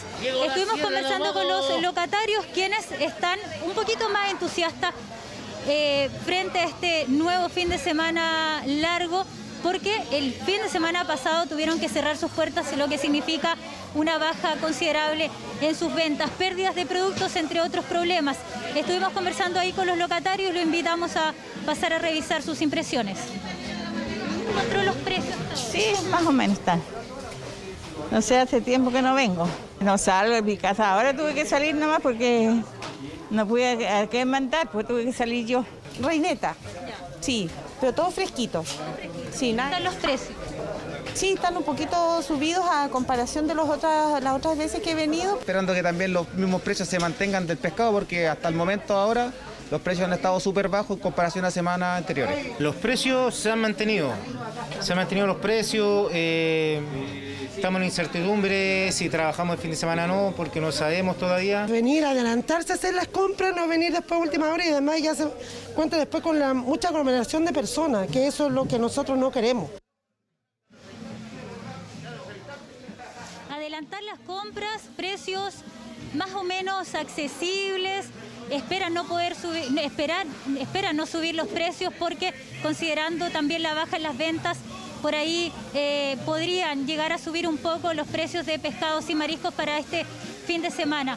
Se ve alta movilidad a esta hora de la tarde aquí en el terminal pesquero de Coquimbo, considerando también que la conurbación Coquimbo-La Serena se encuentra en cuarentena. Pese a eso, hay una gran cantidad de personas comprando y adelantando también, ¿cierto?, lo que será este fin de semana, el primer fin de semana largo del año, en lo que va también el manejo de la pandemia acá en la región de Coquimbo. Hay que destacar que son 9 las comunas de las 15 que se encuentran en cuarentena, 3 más en fase 2, y por lo mismo es el llamado de las autoridades a vivir este fin de semana de recogimiento en familia, no invitar a más personas que no corresponden, ¿cierto?, ahí a la casa, y vivir este fin de semana entonces en recogimiento en sus casas. Pasemos a escuchar las impresiones de los feriantes, que están por lo menos un poquito más tranquilos con la decisión del gobierno y que descartó la suspensión de los permisos temporales para este fin de semana. Muy bueno porque nos afecta mucho cerrar un día.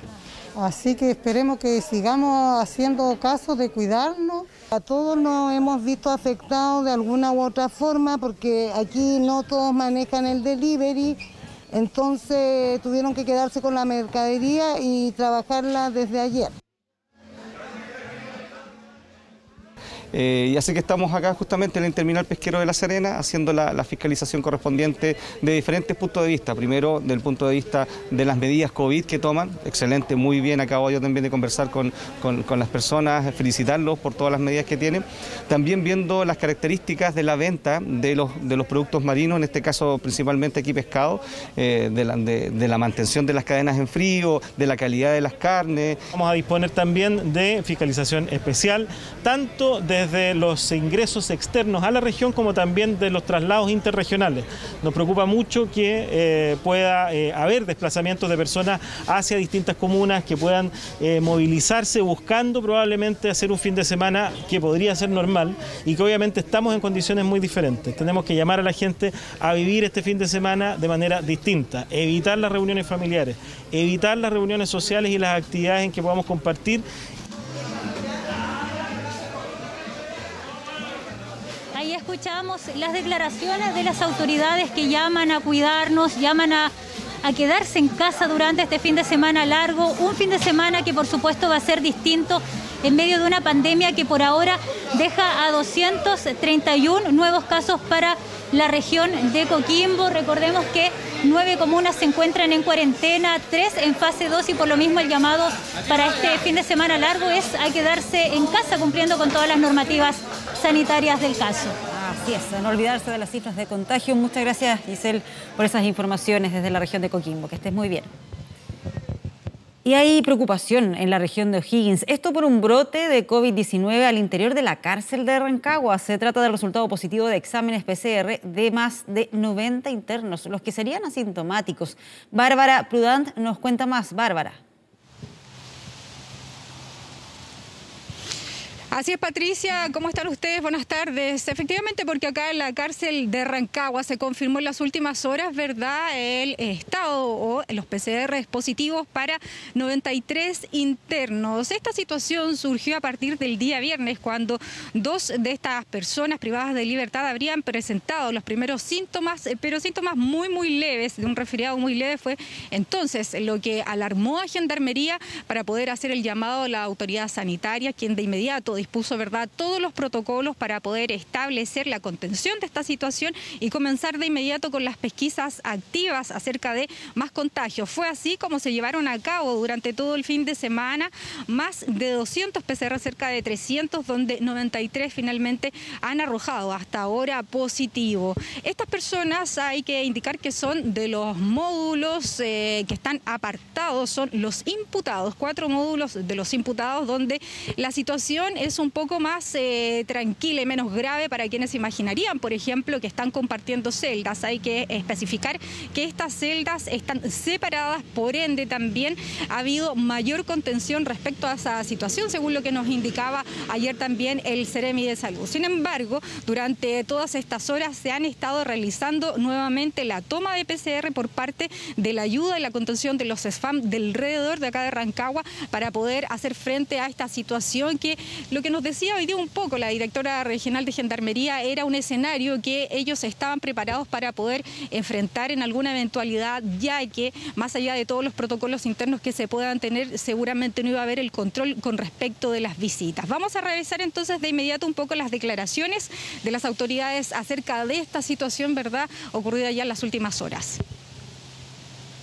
En la cárcel de Rancagua tenemos ya un brote declarado. Se hicieron durante el fin de semana, el viernes sábado, se hicieron 308 PCR a la población penitenciaria que teníamos bajo vigilancia y encontramos, confirmados ya, 93 casos positivos de COVID. Están todos asintomáticos. Los funcionarios que también se les aplicó estos PCR salieron todos negativos, por lo tanto efectivamente no tenemos contagiados dentro de los funcionarios, sino solamente dentro de los internos. La situación se genera durante la semana pasada cuando en una de las agrupaciones modulares del interior del complejo penitenciario aparecen 2 casos inicialmente de contagio y luego otros 2 casos durante la misma semana. En nuestras indagaciones podemos establecer por lo menos de manera a priori en que pudiera tratarse de la visita sostenida de la población penal que se ha mantenido desde un tiempo a esta parte y que solamente en fase 1 fue suspendida. Exactamente, la situación de Rancagua en estos momentos es que estamos en cuarentena, por ende las visitas están suspendidas, solo se pueden venir, por ejemplo, a dejar las encomiendas y estuvimos conversando hoy día con las pocas personas que llegaron al respecto para saber si estaban informadas y un poco qué les parece esta situación. Revisemos las declaraciones. Yo que yo sepa no han dicho nada, por lo menos a mí no me han dicho nada, pero no sabría decirles si hay contagiados adentro, no lo sé. Sí, es preocupante. A nosotros ya nos queda poco, gracias a Dios, esta es la última encomienda, ya sale en libertad la persona. Es preocupante porque si muere, es de muerte la cosa, de vida o muerte, el contagio.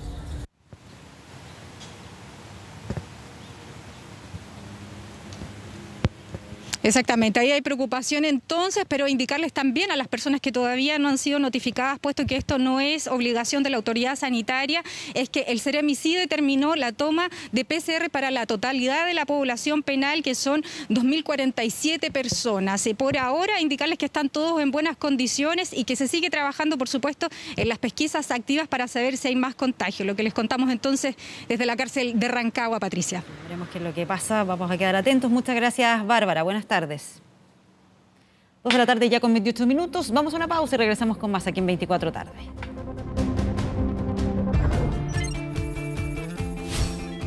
Internacional.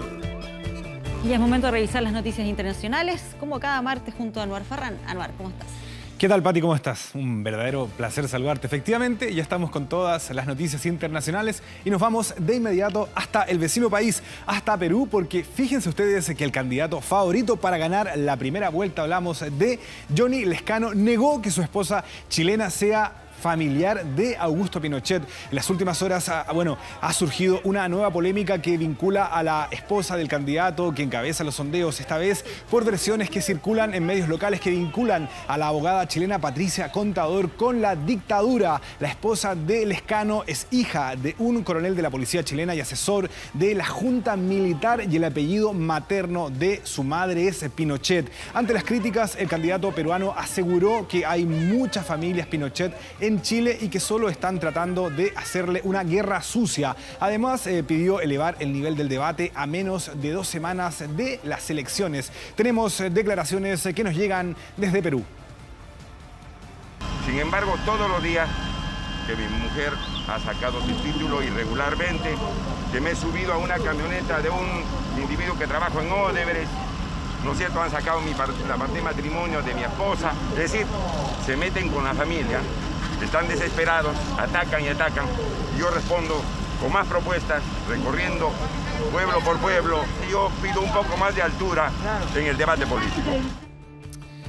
Bueno, ahí estaban entonces las declaraciones del candidato Lezcano, quien tiene un 14% de intención de voto y también ha protagonizado otras polémicas con Chile, Pati, como por ejemplo pedir que se devuelva el Huáscar, que como todos bien sabemos está allá en la región del Biobío, en Talcahuano, y fíjate tú también que, dio declaraciones bastante polémicas en torno al coronavirus, a la pandemia, que dijo que se podía tratar con una mezcla de agua y sal. Por supuesto, vamos a estar muy, pero muy atentos a todo lo que ocurra allá en en Perú con este proceso eleccionario. Y vamos a continuar también allá en Lima porque, bueno, Perú vivió el primero de sus debates presidenciales de cara justamente, Pati, a las elecciones, presidenciales, valga la redundancia, en medio de acusaciones de corrupción y con la pandemia de fondo. Anoche, fíjate tú, que fue el primero de los 3 debates programados por el Jurado Nacional de Elecciones antes de la fecha estipulada para los comicios, que está fijada para el próximo 11 de abril. La presencia de las 2 únicas mujeres en la carrera presidencial, la derechista Keiko Fujimori y la izquierdista Verónica Mendoza, se robó el protagonismo en una jornada en la que participaron 4 de los, fíjate tú, 18 candidatos a la presidencia que tiene Perú. Vamos a escuchar parte de este debate. Aquí lo que se necesita para luchar contra la delincuencia es mano dura. Y no mano dura contra su ex esposa, mano dura contra los delincuentes. Y lo que tenemos que hacer es potenciar a nuestra Policía Nacional, que ha sido tan humillada. La Constitución fujimorista creó la figura del libre mercado, que se ha convertido en libre abuso, en libre posibilidad de corromperse y de ser corrompidos. Hay que tener también autoridad moral para poder liderar la lucha contra la delincuencia y contra la corrupción. Ahí estaban entonces las declaraciones. Hay bastante expectación en el vecino país. Se espera que esta noche sea el segundo debate presidencial allá en Perú, con el expresidente Ollanta Humala como la figura principal, aunque con poca presencia, Pati, en las encuestas. Mañana será el último cara a cara en el que van a participar otros candidatos, como por ejemplo Johnny Lescano, que estábamos mostrando ahí en imágenes, y también el ultraderechista Rafael López Aliaga, quien lo sigue en las encuestas y es considerado como el Bolsonaro peruano. Bueno, nos vamos ahora hasta Brasil. Fíjense que el Ministerio de Defensa de ese país anunció la salida de los comandantes del Ejército, Marina y Aeronáutica. Este martes, el gobierno de Bolsonaro anunció la salida de los 3 comandantes de las Fuerzas Armadas: Edson Pujol del Ejército, Ilques Barbosa de la Marina y Antonio Carlos Moretti de Aeronáutica. Este anuncio se produce después de que este lunes dejase el cargo del Ministerio de Defensa.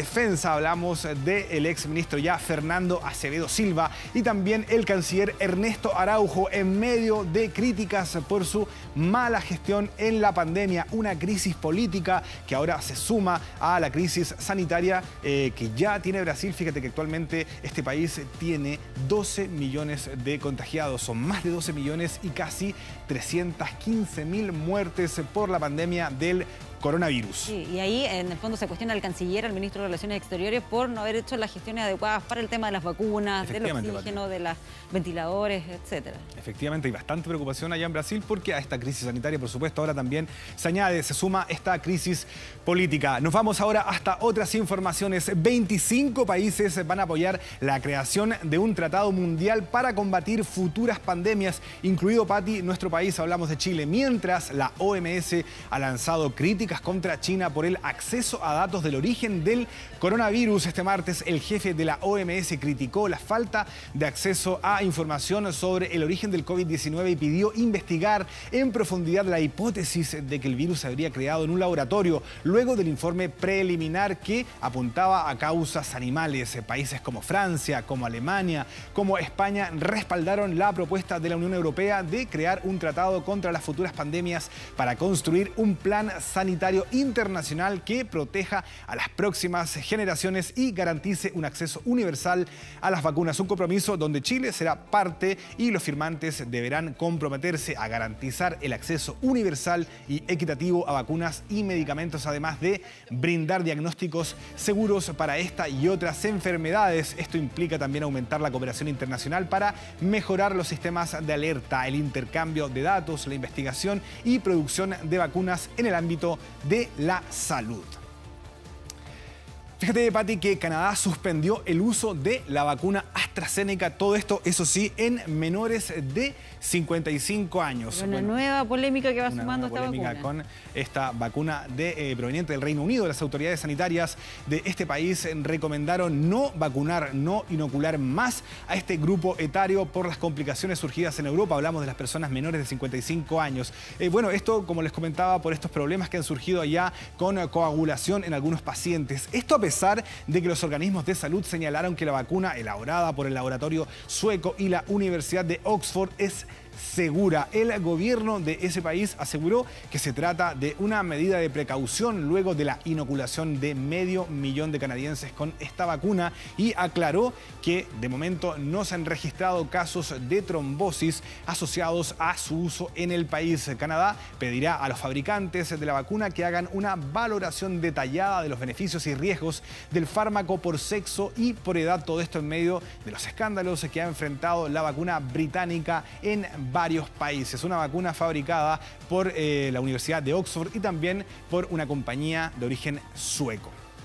Continuamos ahora acá en Latinoamérica. Fíjate, Pati, que las autoridades de Ecuador incautaron 185 crías de tortugas. Lamentablemente, algunas de ellas fallecieron porque estaban envueltas en plástico. Nixon Alexandro, un agente de la policía, es sindicado como el responsable de este delito y fue arrestado en Ecuador por traficar tortugas de 3 meses, las cuales fueron interceptadas en un aeropuerto de las Islas Galápagos con destino a Guayaquil. Lamentablemente, 10 de las tortugas, como yo te comentaba, fallecieron ya que estaban envueltas en plástico.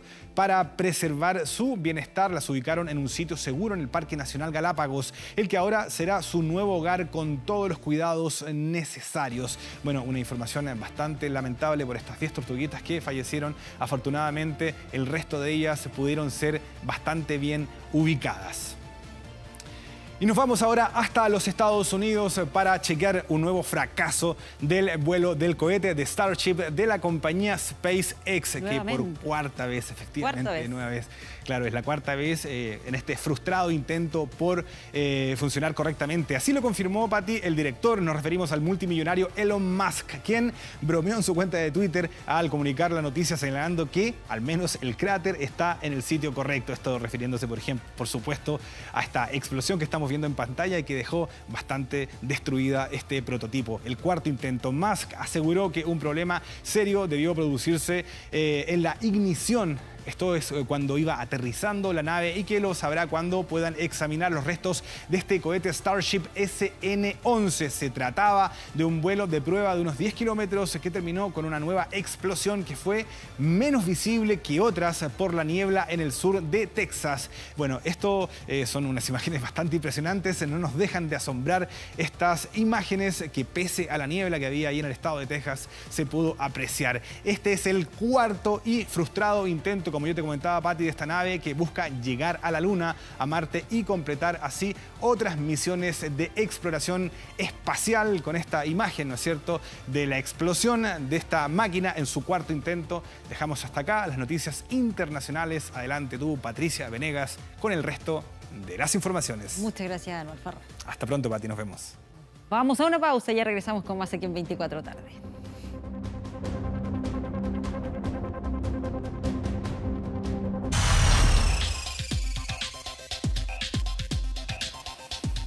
Vamos con las informaciones de economía junto a Andrés Vial. Andrés, Patricia Venegas, ¿cómo le va?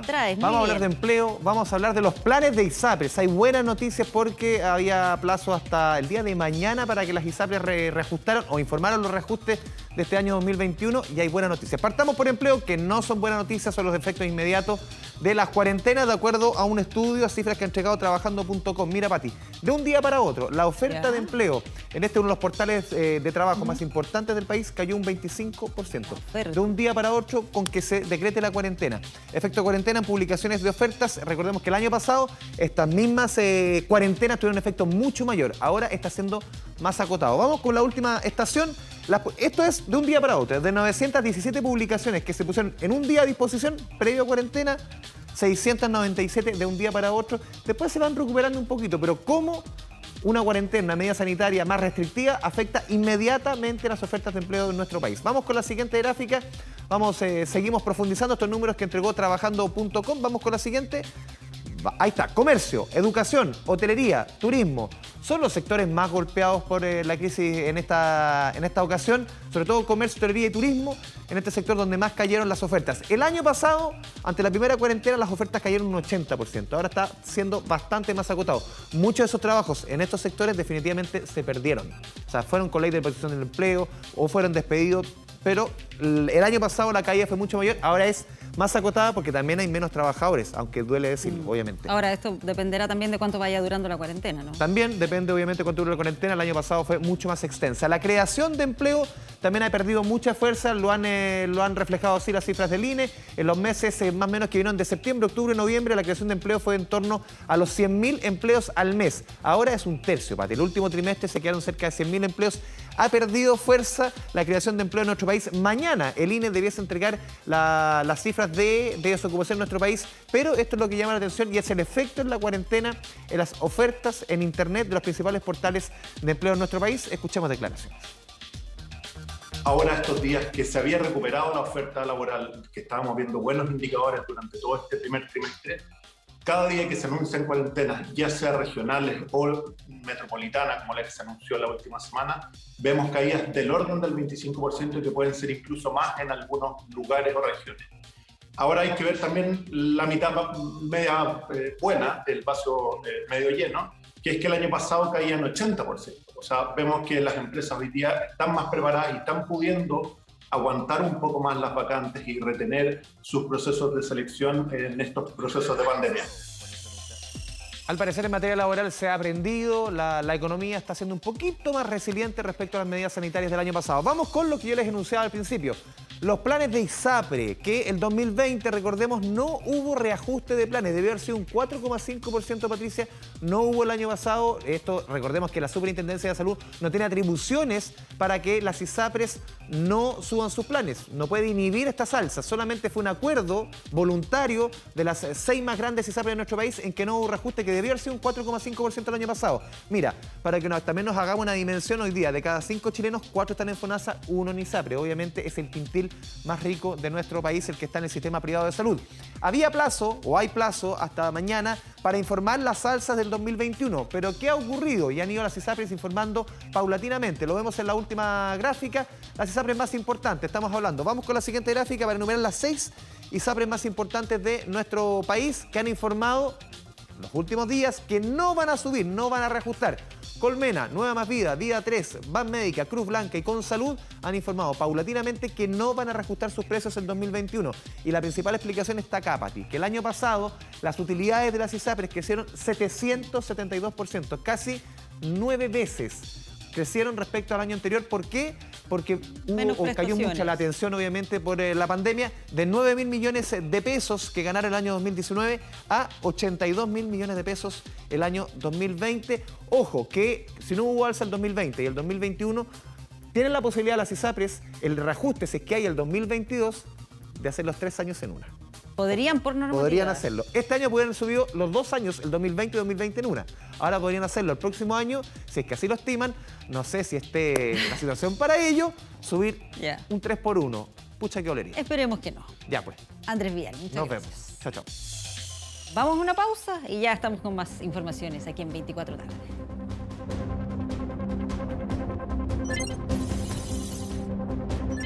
Ya volvemos con 24 tarde. Y hoy ingresó al Congreso el proyecto del Ejecutivo que busca aplazar las elecciones de abril para el 15 y 16 de mayo. Kevin Feligueras nos cuenta cómo se está dando ese proceso allá en el Congreso. Kevin. ¿Cómo estás, Pati? De manera express, bastante rápida, ha tenido una discusión de esa naturaleza en las Comisiones Unidas de Gobierno y Constitución de la Cámara de Diputadas y Diputados. Bien temprano llegó el Ejecutivo con el proyecto de ley en la mano, lo ingresó a la oficina de partes, se dio cuenta en la sala y ya se está tramitando en estas comisiones. Lo que sí, durante toda la mañana hubo una especie de ronda de audiencias, se escucharon a muchos expertos, también al Ejecutivo, y a esta hora se sigue desarrollando esta discusión que todavía no tiene ni una votación, pero de todas maneras ya tiene al parecer un consenso político de cambiar la fecha de las elecciones. Sin embargo, todavía no se llega al consenso de cuándo cambiarlas y también otros aspectos técnicos. Esto ha sido valorado, por cierto, por el ministro del Interior y Seguridad Pública, el jefe de gabinete, Rodrigo Delgado, que llegó esta jornada casi como un gesto político para aunar todas las posiciones y lograr consensos mayoritarios en torno a este proyecto de ley. Habló el titular de Interior, lo escuchamos. Tenemos que seguir avanzando y corrigiendo, pero con aquellas personas que quieran sentarse de buena fe en la mesa y aportar, obviamente, con altura de mira para seguir avanzando en este año, que por supuesto ha partido de manera tan compleja. Vamos a ser receptivos con aquellas personas que quieran asegurar en este proyecto un proceso electoral que sea saludable, que sea seguro y que por supuesto también asegure la legitimidad. Cambiar del 10 y 11 de abril para el 15 y 16 de mayo es la propuesta del Ejecutivo, lo que trae varias consecuencias, particularmente, por ejemplo, que los alcaldes, según la reforma constitucional que plantea la moneda, puedan volver a sus cargos precisamente hasta el 29 de abril, fecha en la que se retomaría la campaña propagandística, la campaña con miras a las elecciones del 15 y 16 de mayo. Esto ha ido generando ciertas dudas, particularmente en algunos partidos políticos. Además, hay que recordar que en medio de este debate sobre el cambio de fecha desde la oposición y particularmente desde el Senado, se ha dicho que al Ejecutivo le quieren pedir algo a cambio, que por ejemplo se incrementen los beneficios sociales. Esto lo planteó la presidenta del Senado, Yasna Proboste, al propio presidente de la República, lo cual fue refrendado por la misma senadora de la Democracia Cristiana esta jornada tras una reunión con el titular de la Cámara de Diputadas y Diputados, Diego Paulsen. Escuchamos a ambos presidentes de las corporaciones de aquí del Congreso Nacional. Nosotros hemos valorado la disposición y la voluntad que el gobierno ha tenido para poder establecer condiciones sanitarias que sean más exigentes, pero que eso vaya acompañado también de ayudas sociales que sean mucho más rápidas, que lleguen al 80% de la ciudadanía, tal como lo anunciamos en el día de ayer. Nos tenemos que concentrar en poder llegar rápido con estas ayudas, porque no solo una política pública buena en el fondo, sino que también en el tiempo en que tengamos que llegar. Yo creo que estamos en el tiempo adecuado para poder llegar luego con estos beneficios sociales a la gente. Eso tiene que ver también con el bono clase media que se está discutiendo en la Comisión de Hacienda del Senado. Yo les decía, uno de los nudos de la discusión del cambio de fecha de las elecciones es precisamente qué va a pasar con aquellos incumbentes, con los alcaldes que hoy están en el cargo de manera suspendida, pero que buscan la reelección. Se ha pedido incluso desde el oficialismo que no exista una suspensión de este receso de su cargo, sino que se mantenga hasta el día de las elecciones. Esto lo piden desde la oposición y también desde Chile Vamos. Lo escuchamos. Para mí me alegra que sea una voluntad transversal, también lo he escuchado de sectores oficialistas, la necesaria mantención de la suspensión de los incumbentes, particularmente alcaldes y alcaldesas que actualmente están en ejercicio y se encuentran haciendo campañas. El riesgo de esto es que con fondos públicos un candidato o candidata termina haciendo campaña en desmedro de quienes buscan disputarle la carrera alcaldicia, perjudicando independientes, organizaciones sociales y a partidos de apuestas políticas nuevas, por lo que la suspensión en el cargo para los alcaldes y alcaldesas nos parece un elemento esencial. Es parte de lo que tenemos que discutir y acordar también, porque esto afecta tanto a los alcaldes de gobierno como de oposición. Por ende, vamos a tener que encontrar un término medio tanto en la duración de las campañas como en la duración de los alcaldes que van a volver a los cargos. Naturalmente, con esta suspensión y con este plazo, ellos van a volver por algún tiempo. Hay que ver cuánto tiempo. Bueno, la Comisión de Constitución y de Gobierno de la Cámara está sesionando a esta hora. Se espera que se vote el proyecto durante la tarde y, de hecho, ya se ha citado a sesión extraordinaria hasta las 11 de la noche de esta jornada aquí en la Cámara de Diputadas y Diputados para votar este proyecto de ley. Un último apunte, Pati, antes de despedir. El diputado Marcelo Díaz comentó en un punto de prensa que está dispuesto a reunir las firmas para acusar constitucionalmente al presidente de la República. Esto por el manejo de la pandemia y por lo que significa el cambio de fecha de las elecciones, algo que, por cierto, no ha tenido mucho piso ni en el oficialismo, por cierto, y tampoco en la oposición. Obviamente, consecuencias de este proyecto de ley que se va a tramitar a toda máquina acá en el Congreso Nacional, donde estaremos hasta muy tarde. Así es, seguimos atentos entonces a esa larga jornada, Kevin, que estés muy bien. Chao, que estés bien. Deportes.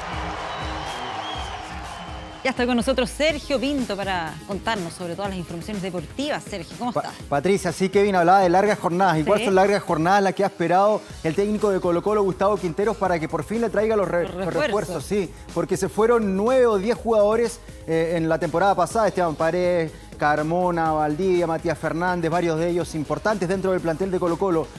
Y llegaron 5. Mico Albornoz, que está lesionado.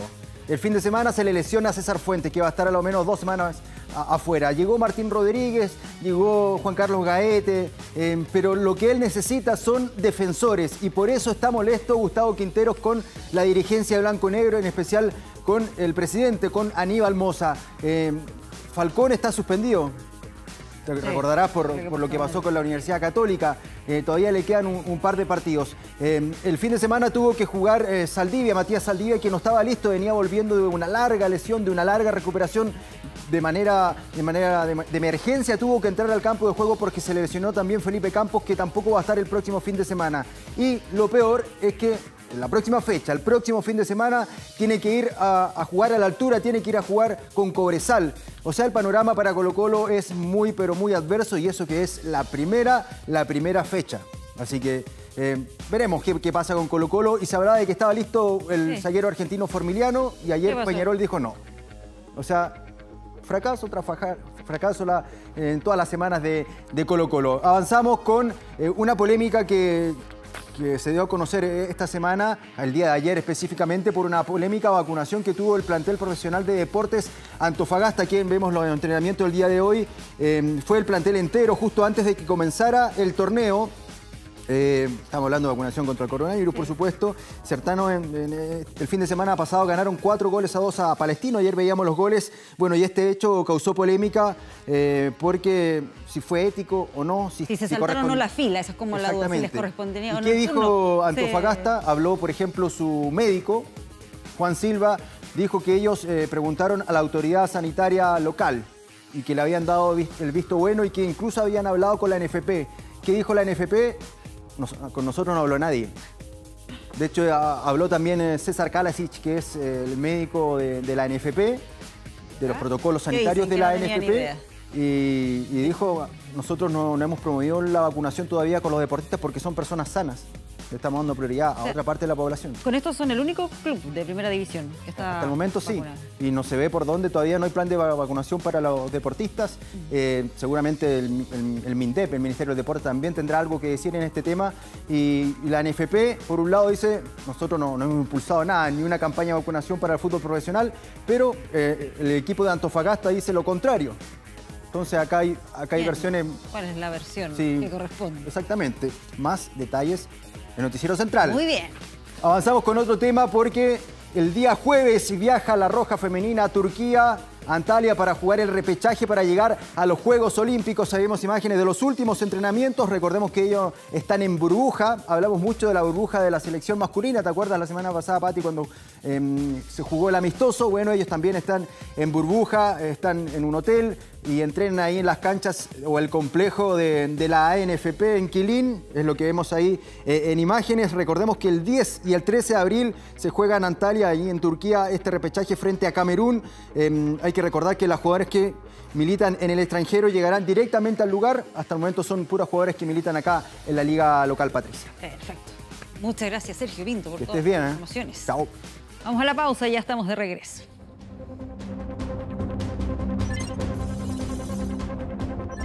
Ya volvemos con 24 tarde. Y ya estamos junto a Carolina Gutiérrez con las informaciones de la cultura, del espectáculo. ¿Cómo estás, Carol? Muy bien, gracias, Pati. Tengo buenas noticias, sobre todo porque medio año después de su estreno en el Festival de Venecia y ante el público chileno, Tengo Miedo Torero sigue cosechando premios internacionales. Esta vez la película basada en la novela de Pedro Lemebel, protagonizada por Alfredo Castro, triunfa en el Festival de Cine Latinoamericano de Toulouse, uno de los encuentros europeos más importantes para las películas de la región.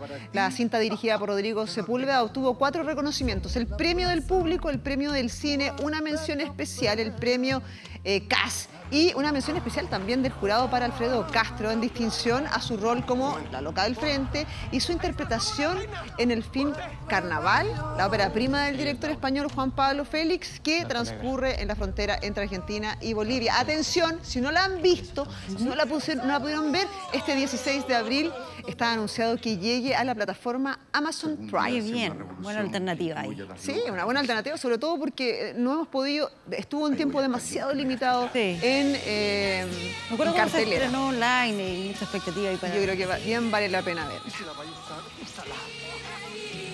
partir de ese momento tú y yo. Dejamos el cine y vamos a la música. Esto les va a gustar a los fanáticos de Los Bunkers, que estrenaron la versión remasterizada de uno de los primeros videoclips. Se trata de uno de sus primeros videoclips. Se trata de la pieza audiovisual de Yo sembré mis penas de tu amor en tu jardín. Un video que forma parte del primer material estrenado hace ya casi 20 años. Esta es la segunda de las remasterizaciones de la banda luego de El Detenido, ¿se acuerdan? Bueno, el video original, que fue grabado en un rollo de 16 milímetros en blanco y negro, presenta a la banda ahí en la Quinta Normal junto a las salas de ensayo que los penquistas componían ahí con el grupo Fruto Prohibido. Este mismo rollo de celuloide permitió al director original, a Jorge Lazano, remasterizarlo para llevarlo a la calidad de las producciones actuales. Este material corresponde entonces a una serie de lanzamientos del quinteto penquista que tienen como fin conmemorar los 20 años de su disco homónimo. 20 años, qué juventud.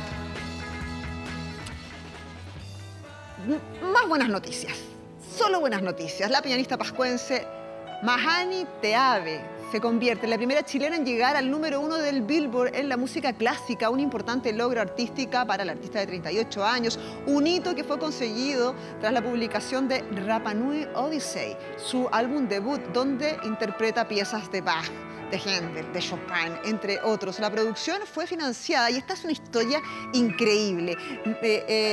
Mahani no quería, o no sabía, o no tenía intención de publicar un disco, pero un empresario estadounidense llamado David Fulton, quien conoció a la pianista en Rapa Nui como tripulante de un crucero que recaló ahí en la isla, tras escucharla, le dijo, ¿sabes qué? Hagamos un disco. Grabaron el disco, que hoy está disponible a través del sello Rubicon Classic, y la dio a conocer a los circuitos artísticos como de nivel internacional, con reseñas importantes en la BBC, en el New York Times, en CNN, en tantos otros, así es que es un gran logro. Número 1 del Billboard y además todo lo recaudado va ahí para su fundación ahí en Isla de Pascua, que se ha visto golpeada también por la pandemia y por la falta de la llegada de turistas. Muchas gracias, Carola, por todo. ¿Viste? Buenas noticias en el día de hoy. Y con esas buenas noticias llegamos al final de 24 tarde. Muchas gracias por informarse con nosotros. Que estén bien.